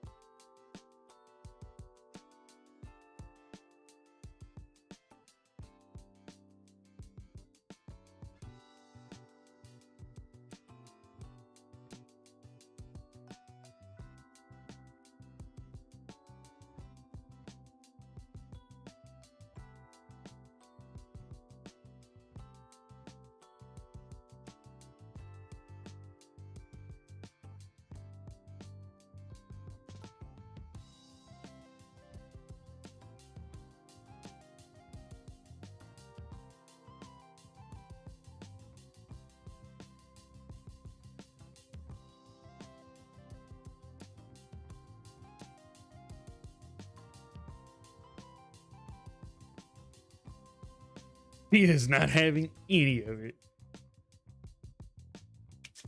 Mortal Kombat. Finish her! Yeah.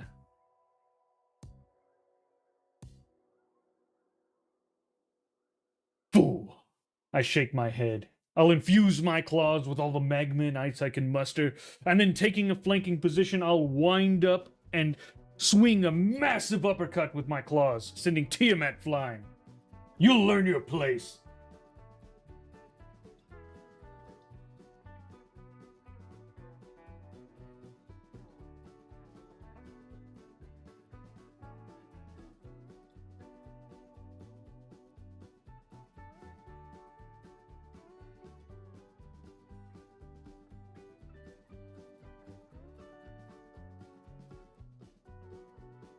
Hello.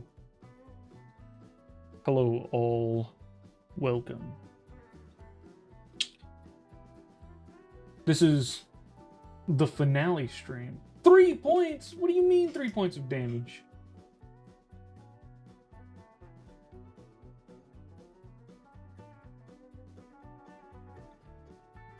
How dare you?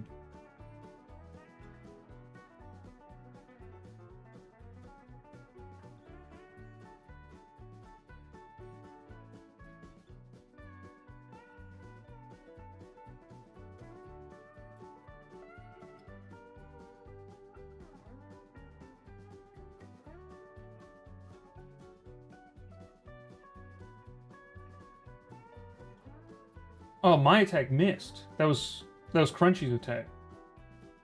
Ah, but it didn't show my roll.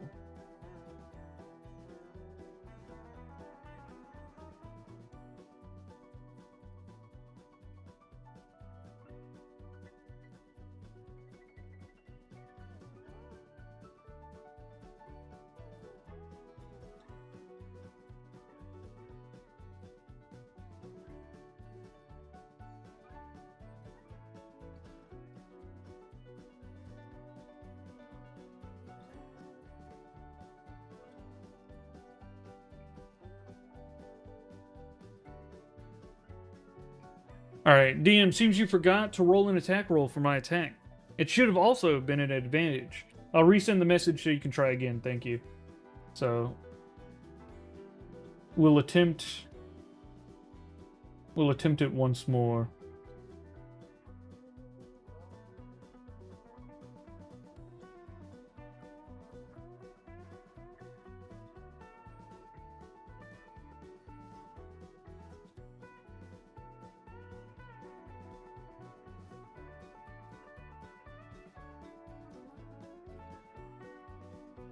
I love when you queue up something epic and the DM is like, you do 2 damage. Yeah.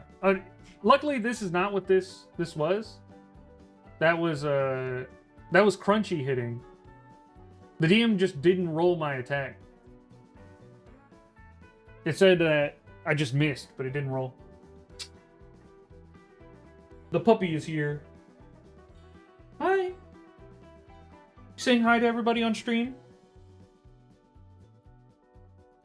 Everybody say hi, Nix. Hi, Nix.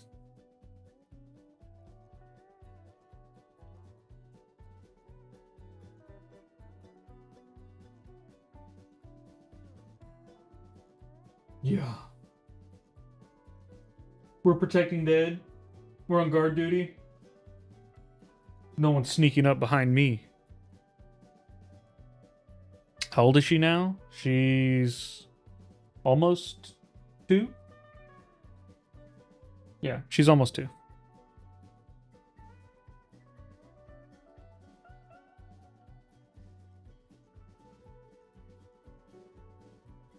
Eight HP. Come on.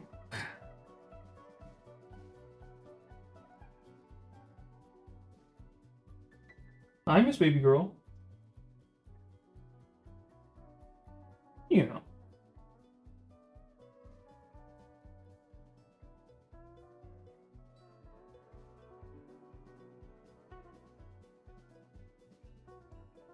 What does she weigh?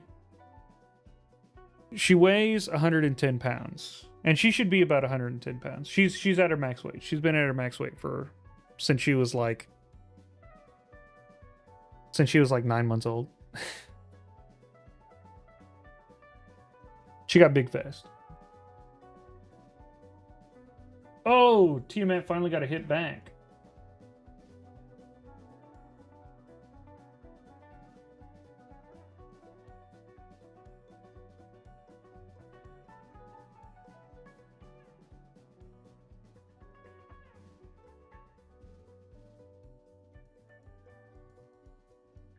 Dog weighs almost as much as I do.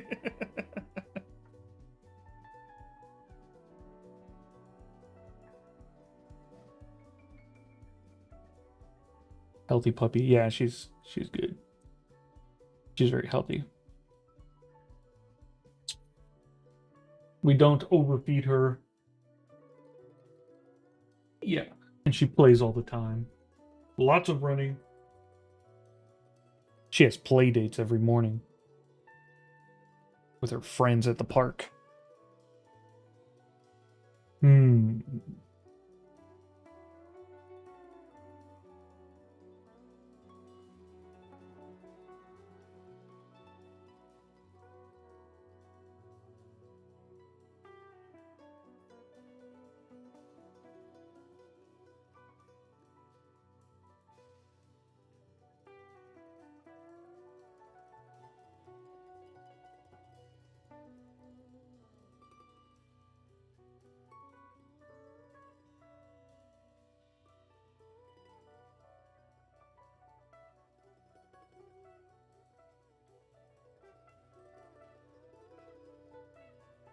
You know, I'm sorry. Really? Sorry for what? Dogs are the best? Dogs are the best.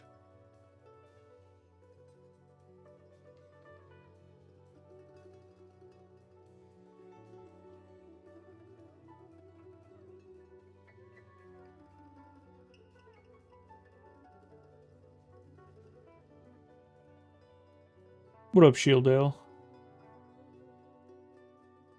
SDS? What do you mean, SDS? You'll die, you fool. If you wish to continue in this world, you will submit to me! I threaten her. Your defiant words echo through the grand chamber, ringing with a boldness that almost seems to surprise even the ancient deity.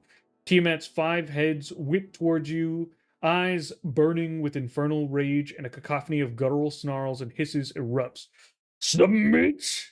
One head roars, its voice like grinding stone. You, a worm, demand submission from a god. You will be crushed, mortal, and your corpse will feed my brood. The air around her crackles, promising a swift and brutal end to your insolence. She remains poised, battered but unbroken, her remaining strength focused on eradicating you.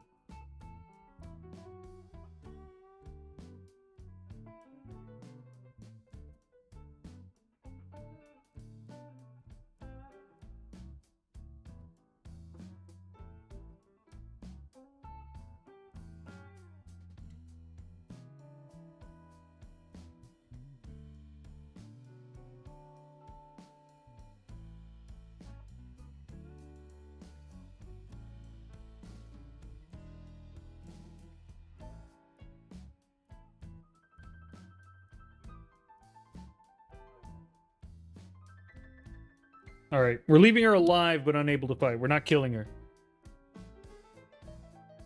I'm gonna do everything I can to get her to submit, while staying family friendly. We're using intimidation and persuasion. We're not. Con man music here is crazy.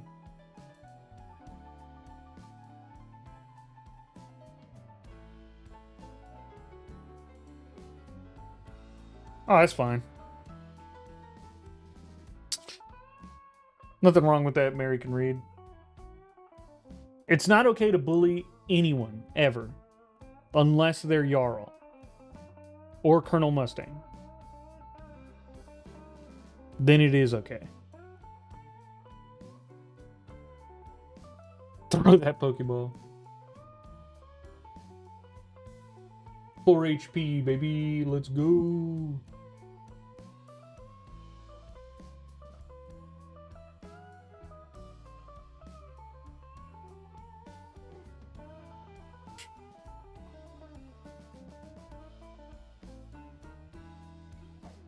Jarl will remember that.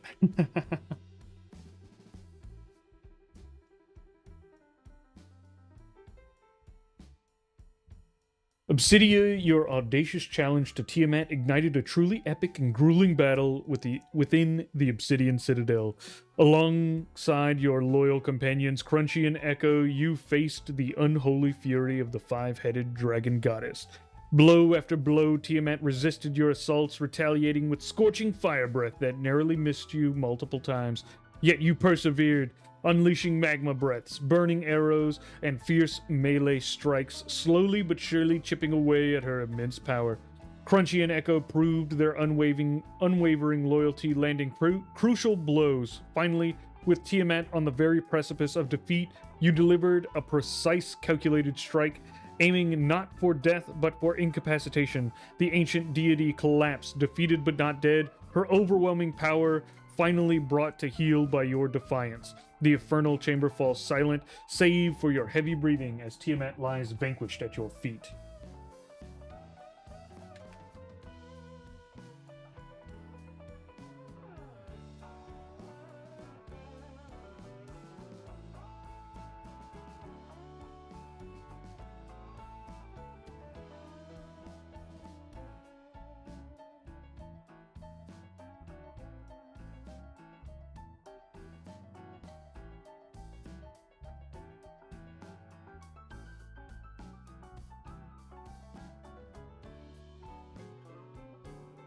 No, I accidentally hit enter.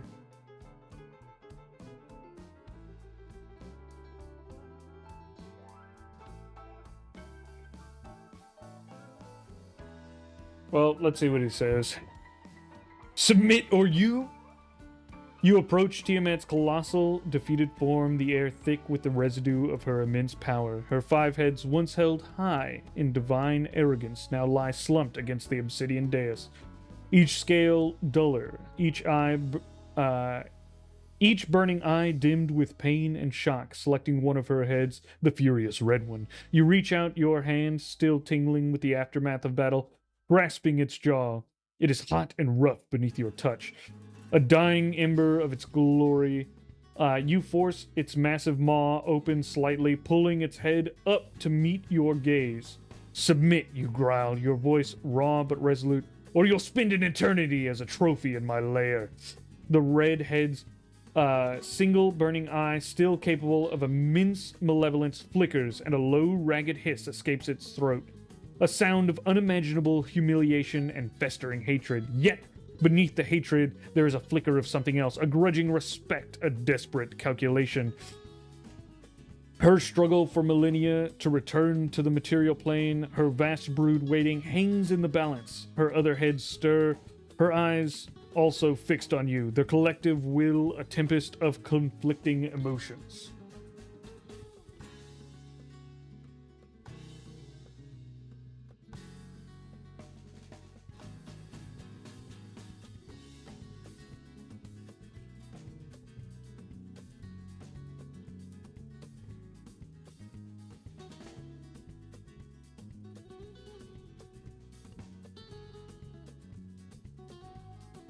I love when the DM tells you land a devastating critical hit. 1 damage. Yeah.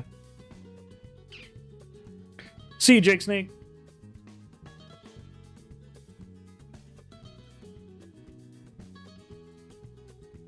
Your demand echoes through the silent chamber, heavy with the weight of your victory. Tiamat's heads recoil slightly, then collectively writhe with a torment far deeper than physical pain. Her 5 sets of burning eyes, now wide with a mix of fury, horror, and cold, calculating intelligence fixed upon you. A low, multi-toned hiss like 1,000 dying embers escapes her maws. Loyalty, her voice begins, each head a distinct timbre of ancient rage and cold pride. Loyalty is earned, not demanded by a petty victor standing on stolen power. The ground trembles beneath you as her immense body shudders, the struggle visible in the strained muscles of her neck. But I am bound, her voice's hiss, now tinged with reluctant acceptance. Bound by the terms of this encounter, I will serve your purpose well. The word drips with venom. Until such a time as my release is complete and my full power restored. Until then, my will bends to yours. But mark my words, Obsidia Mithril. The crimson head spits its eye, flaring briefly. My loyalty is to my brood and to myself. You are merely a means to an end, as I am yours. Speak your command, Master. The air around her crackles with barely suppressed fury, a volatile, unwilling oath.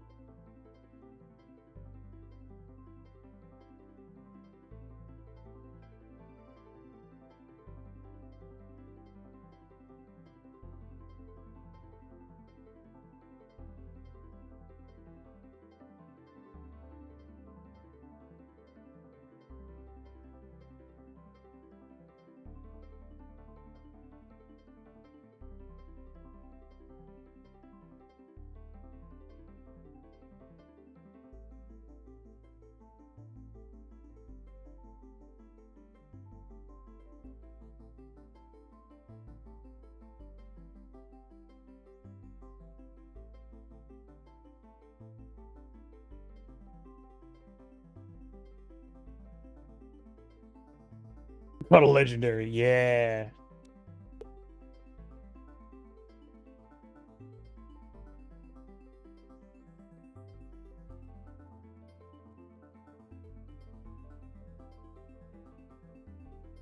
No command necessary. Your submission will grant me all I need to become what I've always desired.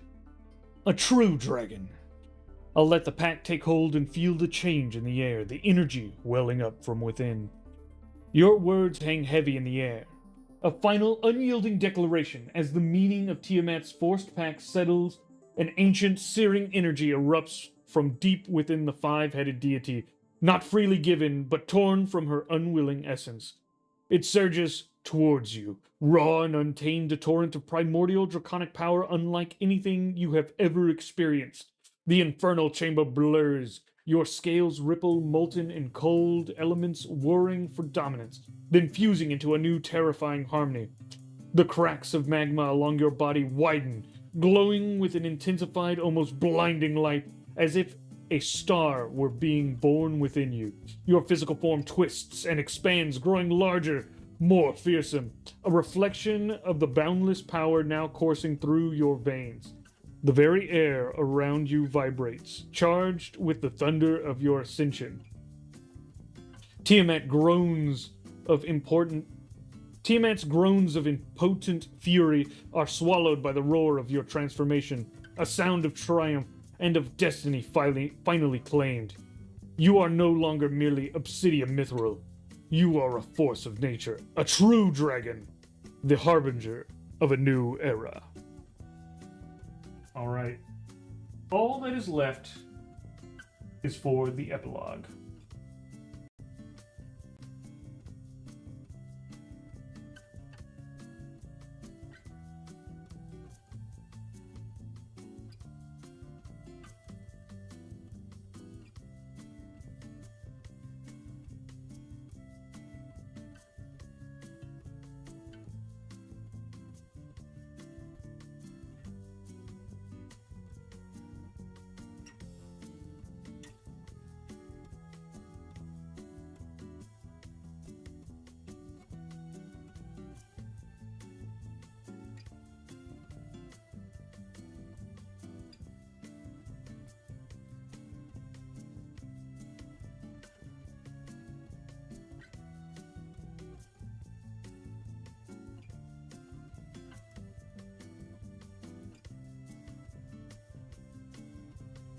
All right, let's see what the DM comes up with for the epilogue to this story. Guys, we did it! We have completed Obsidia's tale. Whoa, okay. We got a lot of stuff here. All right. So, how long do you think the average Everweave campaign is before people begin a new one? I'm using this all the time. I'm not sure. I think most people get to about level 4 or 5.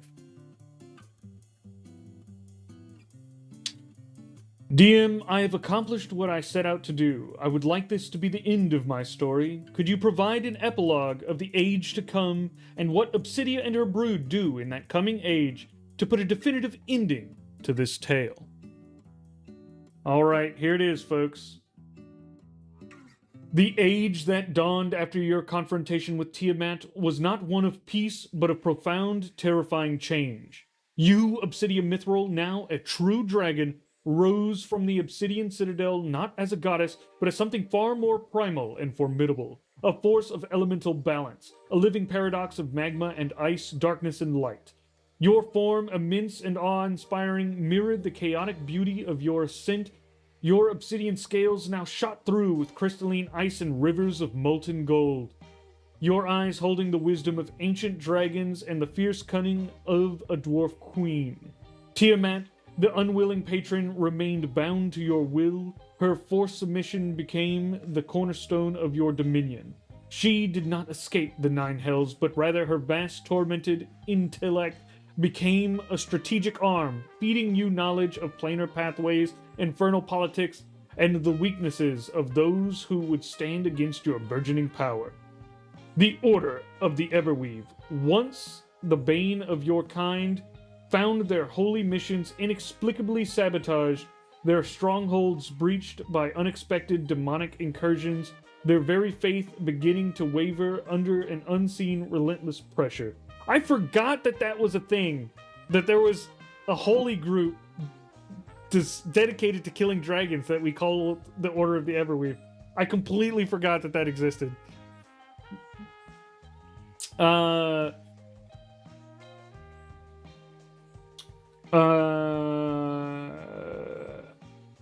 world whispered of a new terrifying dragon lord who commanded even devils. Your brood flourished under the mighty wing Echo. Now a titanic adult dragon became your unwavering anchor, his wisdom profound, his presence capable of shattering armies. He guarded the glacial peaks, ensuring no unwanted planar incursions, and served as your primary scout. His multifaceted eyes seeing truths few others could discern. Crunchy, maturing into a sleek, cunning elder dragon, became the silent executor of your will. His stealth and ferocity unmatched. Unfortunate. Crunchy is a girl. Her stealth and ferocity unmatched. Often dispatched to deal with threats in the shadows. Her heterochromatic eyes glinting with a familiar, dangerous intelligence. Munchie embraced the fire and earth of your lineage, becoming the heart of the growing domain, nurturing new draconic life in hidden hatcheries, ensuring the survival and growth of your kind. And Frost, the sapphire-scaled, embraced the cunning and intellect of her parent, becoming an unparalleled strategist and diplomat, manipulating mortal kingdoms and lesser draconic factions with a chilling precision, ensuring their loyalty or their demise. You did not seek to rule Mythgar as a petty tyrant, but to reshape it. The fragmented tribes, once brutal and insular, learned to fear and respect the overwhelming power that now soared above them. Those who honored ancient draconic pacts found their harvests plentiful, their lands protected by your brood. Those who clung to old hatreds against dragonkind faced swift, devastating retribution. Your vengeance against the Order of the Everweave was slow, methodical, and absolute, dismantling their power structure from within and without, until their name became a forgotten whisper. Obsidia Mithril became the mother of a new age, a terrifying yet magnificent presence. You'd rediscovered the shattered remains of your draconic dwarf kin, guiding them from the shadows, offering them protection under your formidable rule. The prophecy of a true dragon was fulfilled, but not as the old texts foretold. You forged your own destiny, your own vengeance, and your own kind, bringing about an age where dragons, guided by your immense will, reigned supreme. a perpetual twilight of ice and fire forged in the heart of hell itself. Your story ended not with a single triumph, but with the beginning of an eternal reign, a testament to raw ambition, unyielding power, and the terrifying beauty of a true dragon unbound. Let's go! Woo! You should read it in the in a world voice. Did you say executor? Executor? Yeah.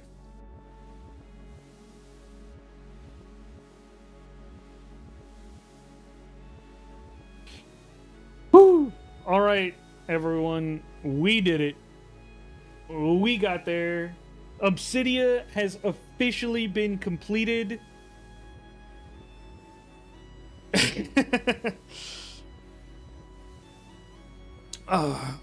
They are the first long-running character to get an end to their story. Very cool. Oh.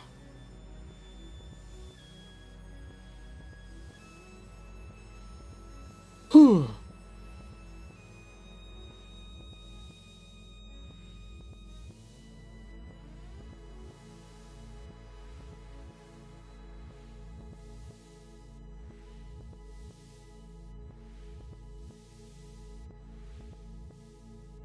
Obsidia is level 4.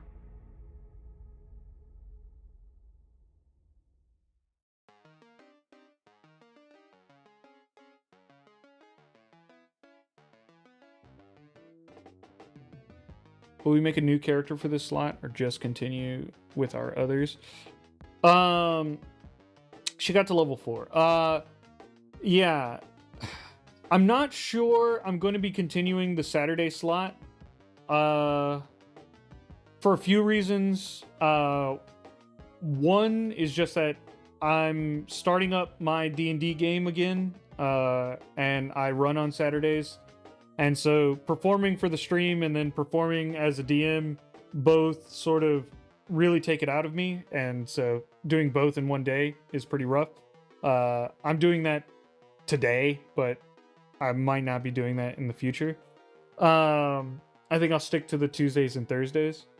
The other reason is that the Saturdays get the least amount of viewers, like the least people show up. The weekday streams, a lot more people show up, a lot more people interact. I know there are some people where the morning stream is better for them, but yeah, it just seems to be a really small niche for Saturdays. So I'm thinking I'll probably stick to the two.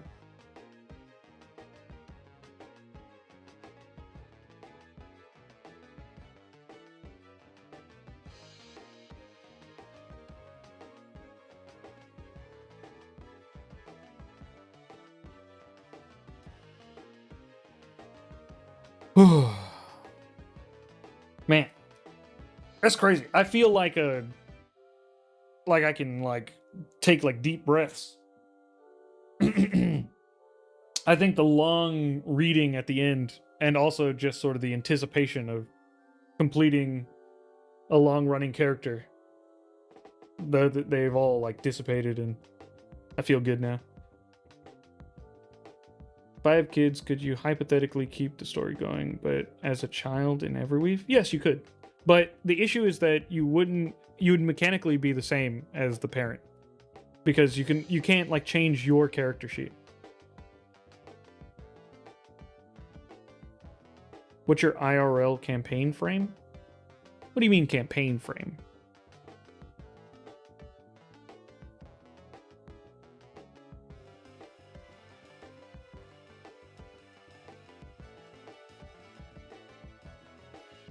It's 1:55 a.m. in my place, by the way. Jesus.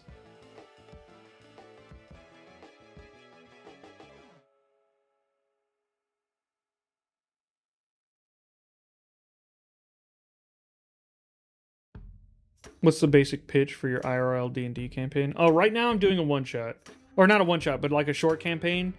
I'm doing an adventure. This is my first time running an actual slotted adventure, and it's not D&D. It's Draw Steel, TTRPG by Matthew Colville. Possibly you know them like from MCDM. They have a game. It's called Draw Steel. That's the game I'm playing. This is their like beginner adventure, and I'm running it so that all my players can get used to the system. Then I'll be running a campaign, basically in a shattered world where like the entire idea for the actual campaign that follows is that it'll be an elemental world. So there'll be like 4 elemental like deities, almost sort of spiritual figures. They each have their own sort of characteristics, personality traits and whatnot that coincide with the power. And when you use the power, you're sort of infected with those personality traits. The idea is that the world is shattered. Like you're on a small shard of what is supposed to be an otherwise larger universe, but they're not shattered like the world is literally cracked into pieces. It's like the reality fractured, and there are like the true reality is all of them mixed together, but you've taken aspects of the one true world, and you guys are that subset of aspects. And so like the world is like not true to everyone who lives there. It is. They don't know the history, so like they don't know that they're on like a sort of like fragment of what is supposed to be an actual true world. They're in a they think they're on like their normal place, but in actuality reality is much crazier than they understand it to be.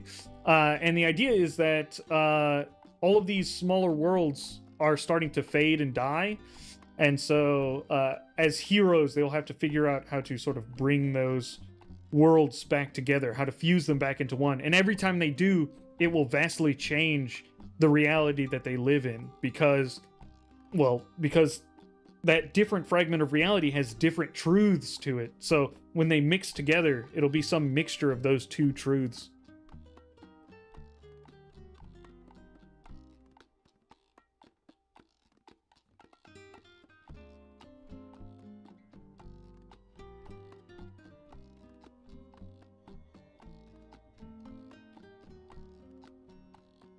Thank you.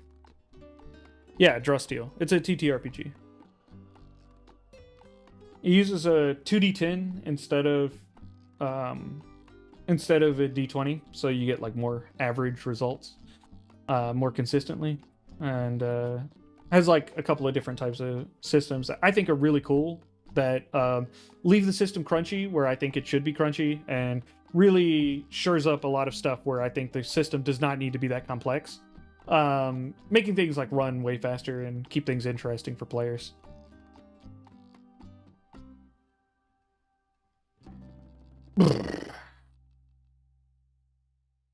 Yes, Obsidia is done now.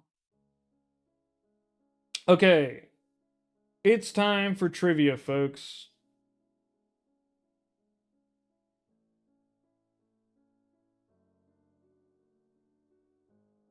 We're trying Daggerheart IRL. That's cool. Yeah, Daggerheart seems cool as well. See you, Mary.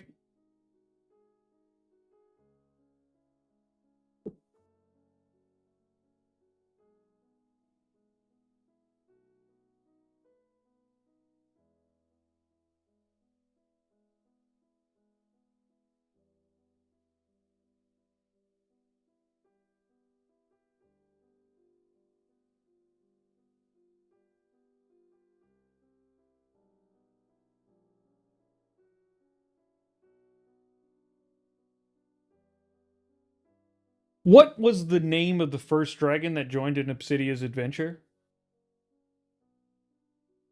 She builds monsters. Crunchy is correct.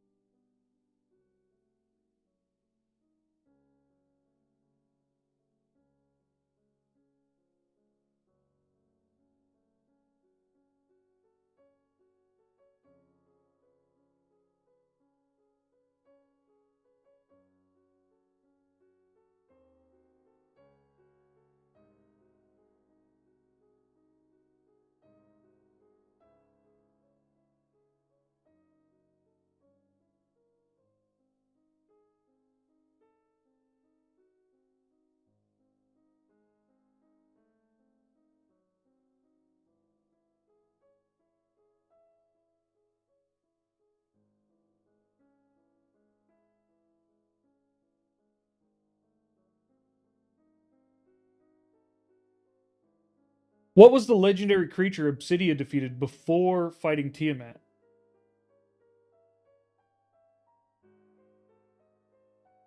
Lando. Kraken is correct.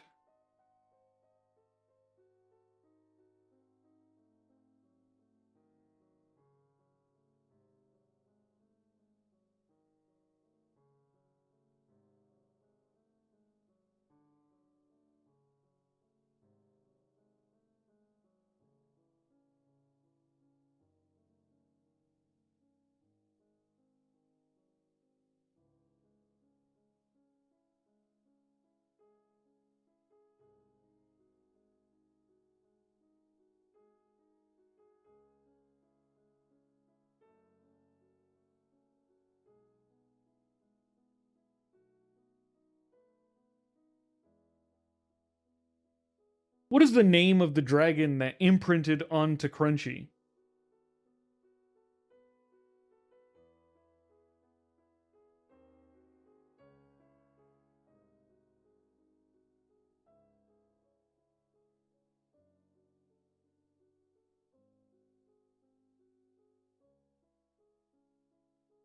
Uh, Shieldell. Frosty is correct. Unfortunately, this is a proper noun. She builds monsters. Frost is not correct.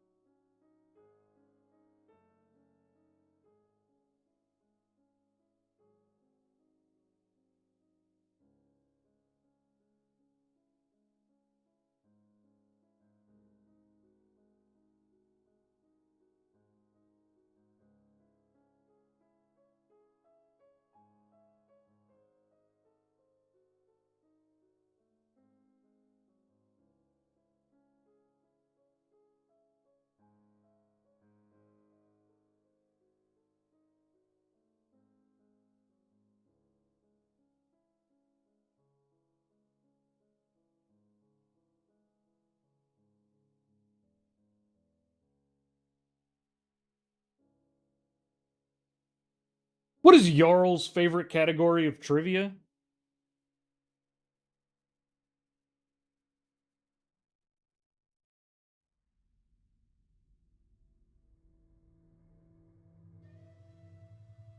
Hey! Moirin Redkiln. Naval history is correct.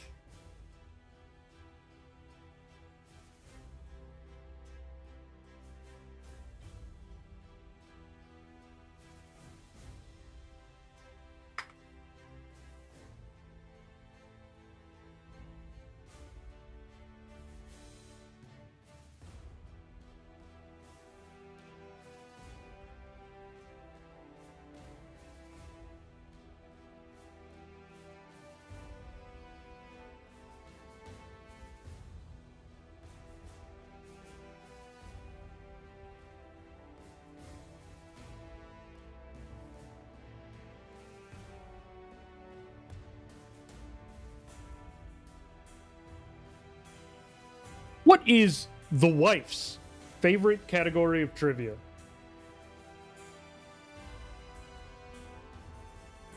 Choco, DBZ is correct.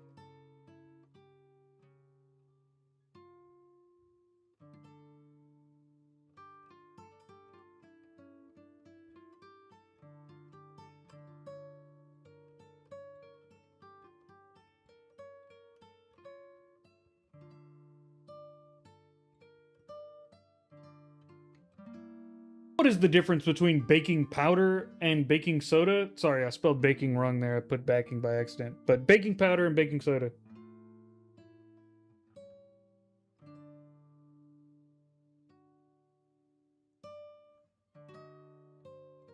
The chemicals. A full 789. Baking powder contains acid is correct.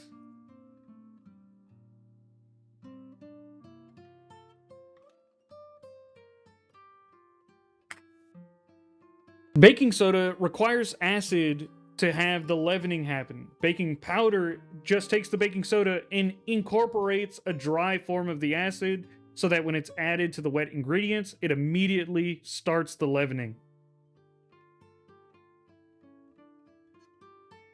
You learned that in chem today? Nice.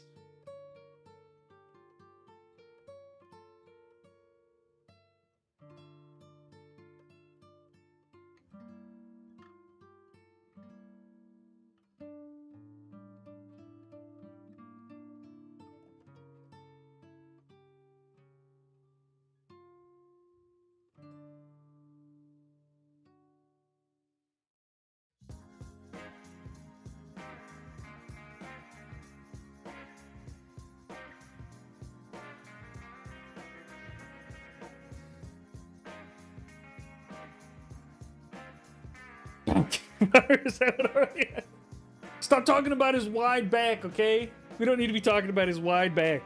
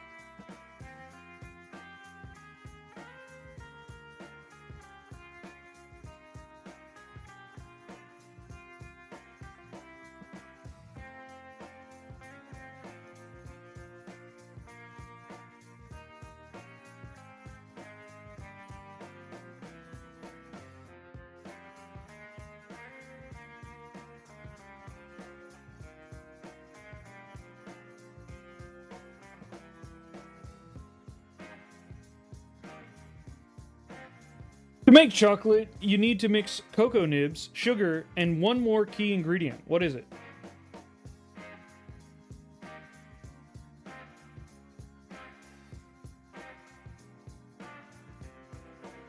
Lenino, cocoa butter is correct.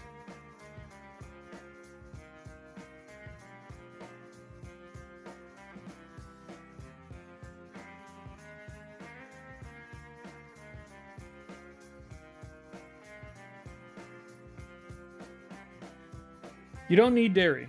That's to make milk chocolate.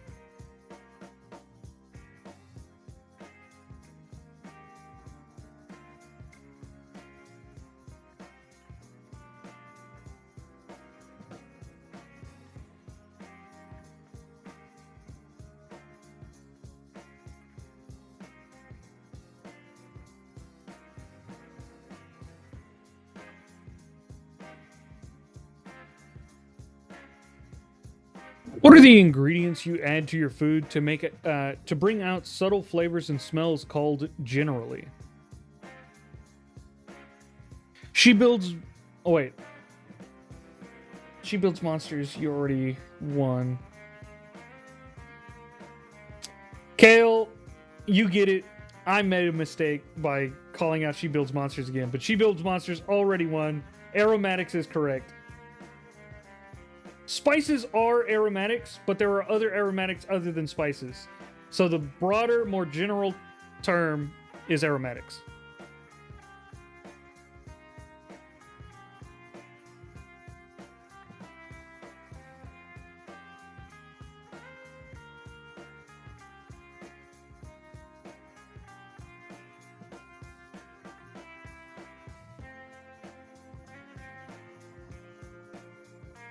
That's right.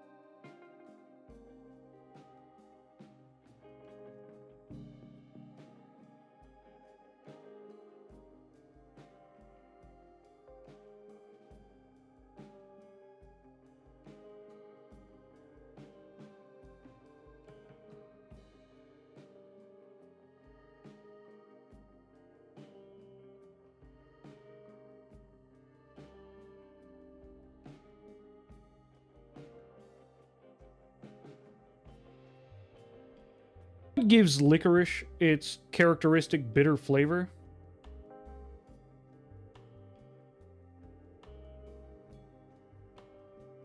Crazy Red Simpkins, anise is correct.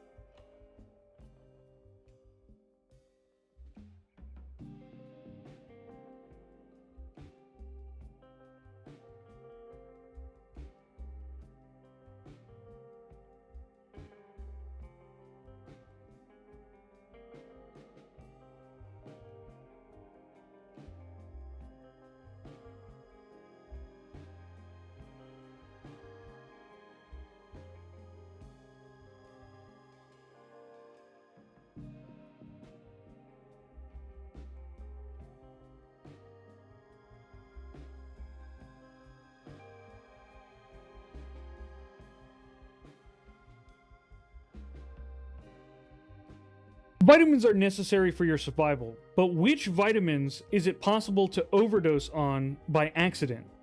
They have a particular quality about them that gives them this potential. There's multiple. You need to give me all the vitamins.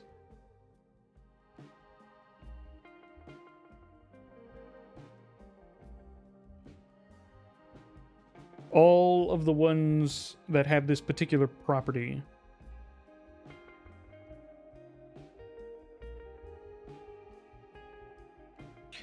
Cardaloon, A, D, E, and K is correct.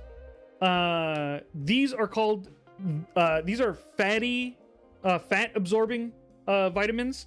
They get absorbed into your fat and therefore stay in the body longer. So, yeah, the other ones flush out. They're water soluble fats, or sorry, water soluble vitamins, and so you can urinate them out at a rate that's pretty high. So it's like very hard to overdose on any of them. But A, D, E, and K, if you eat a lot of foods that contain like liver or stuff like that high in those vitamins, then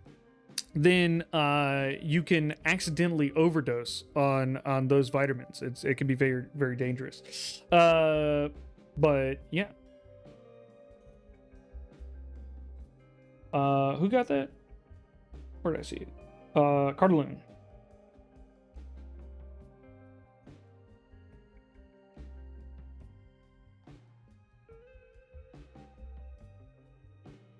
All right. Last one.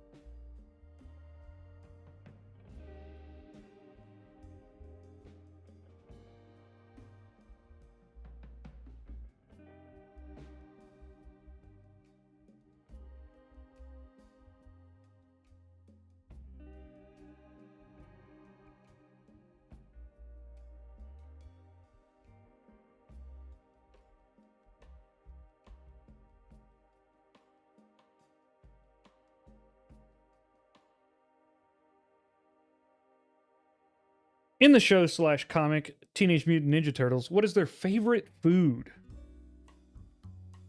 DJ Bowen, pizza is correct.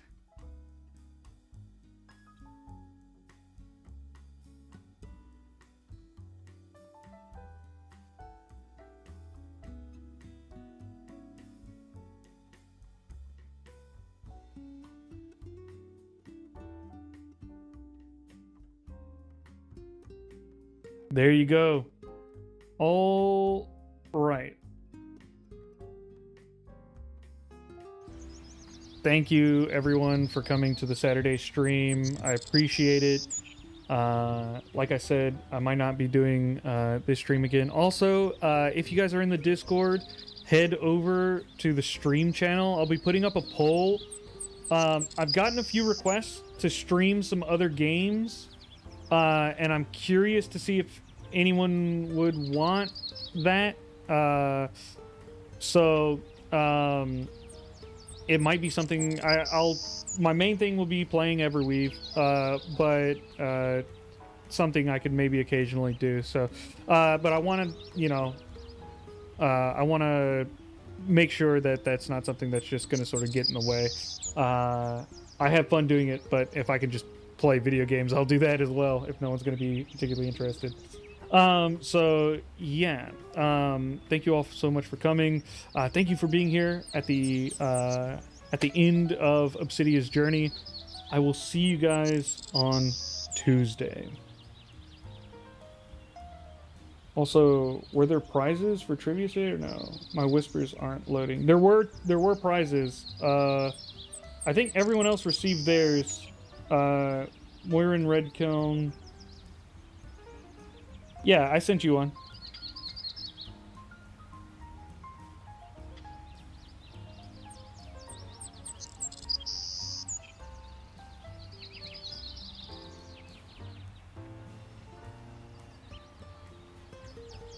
All right.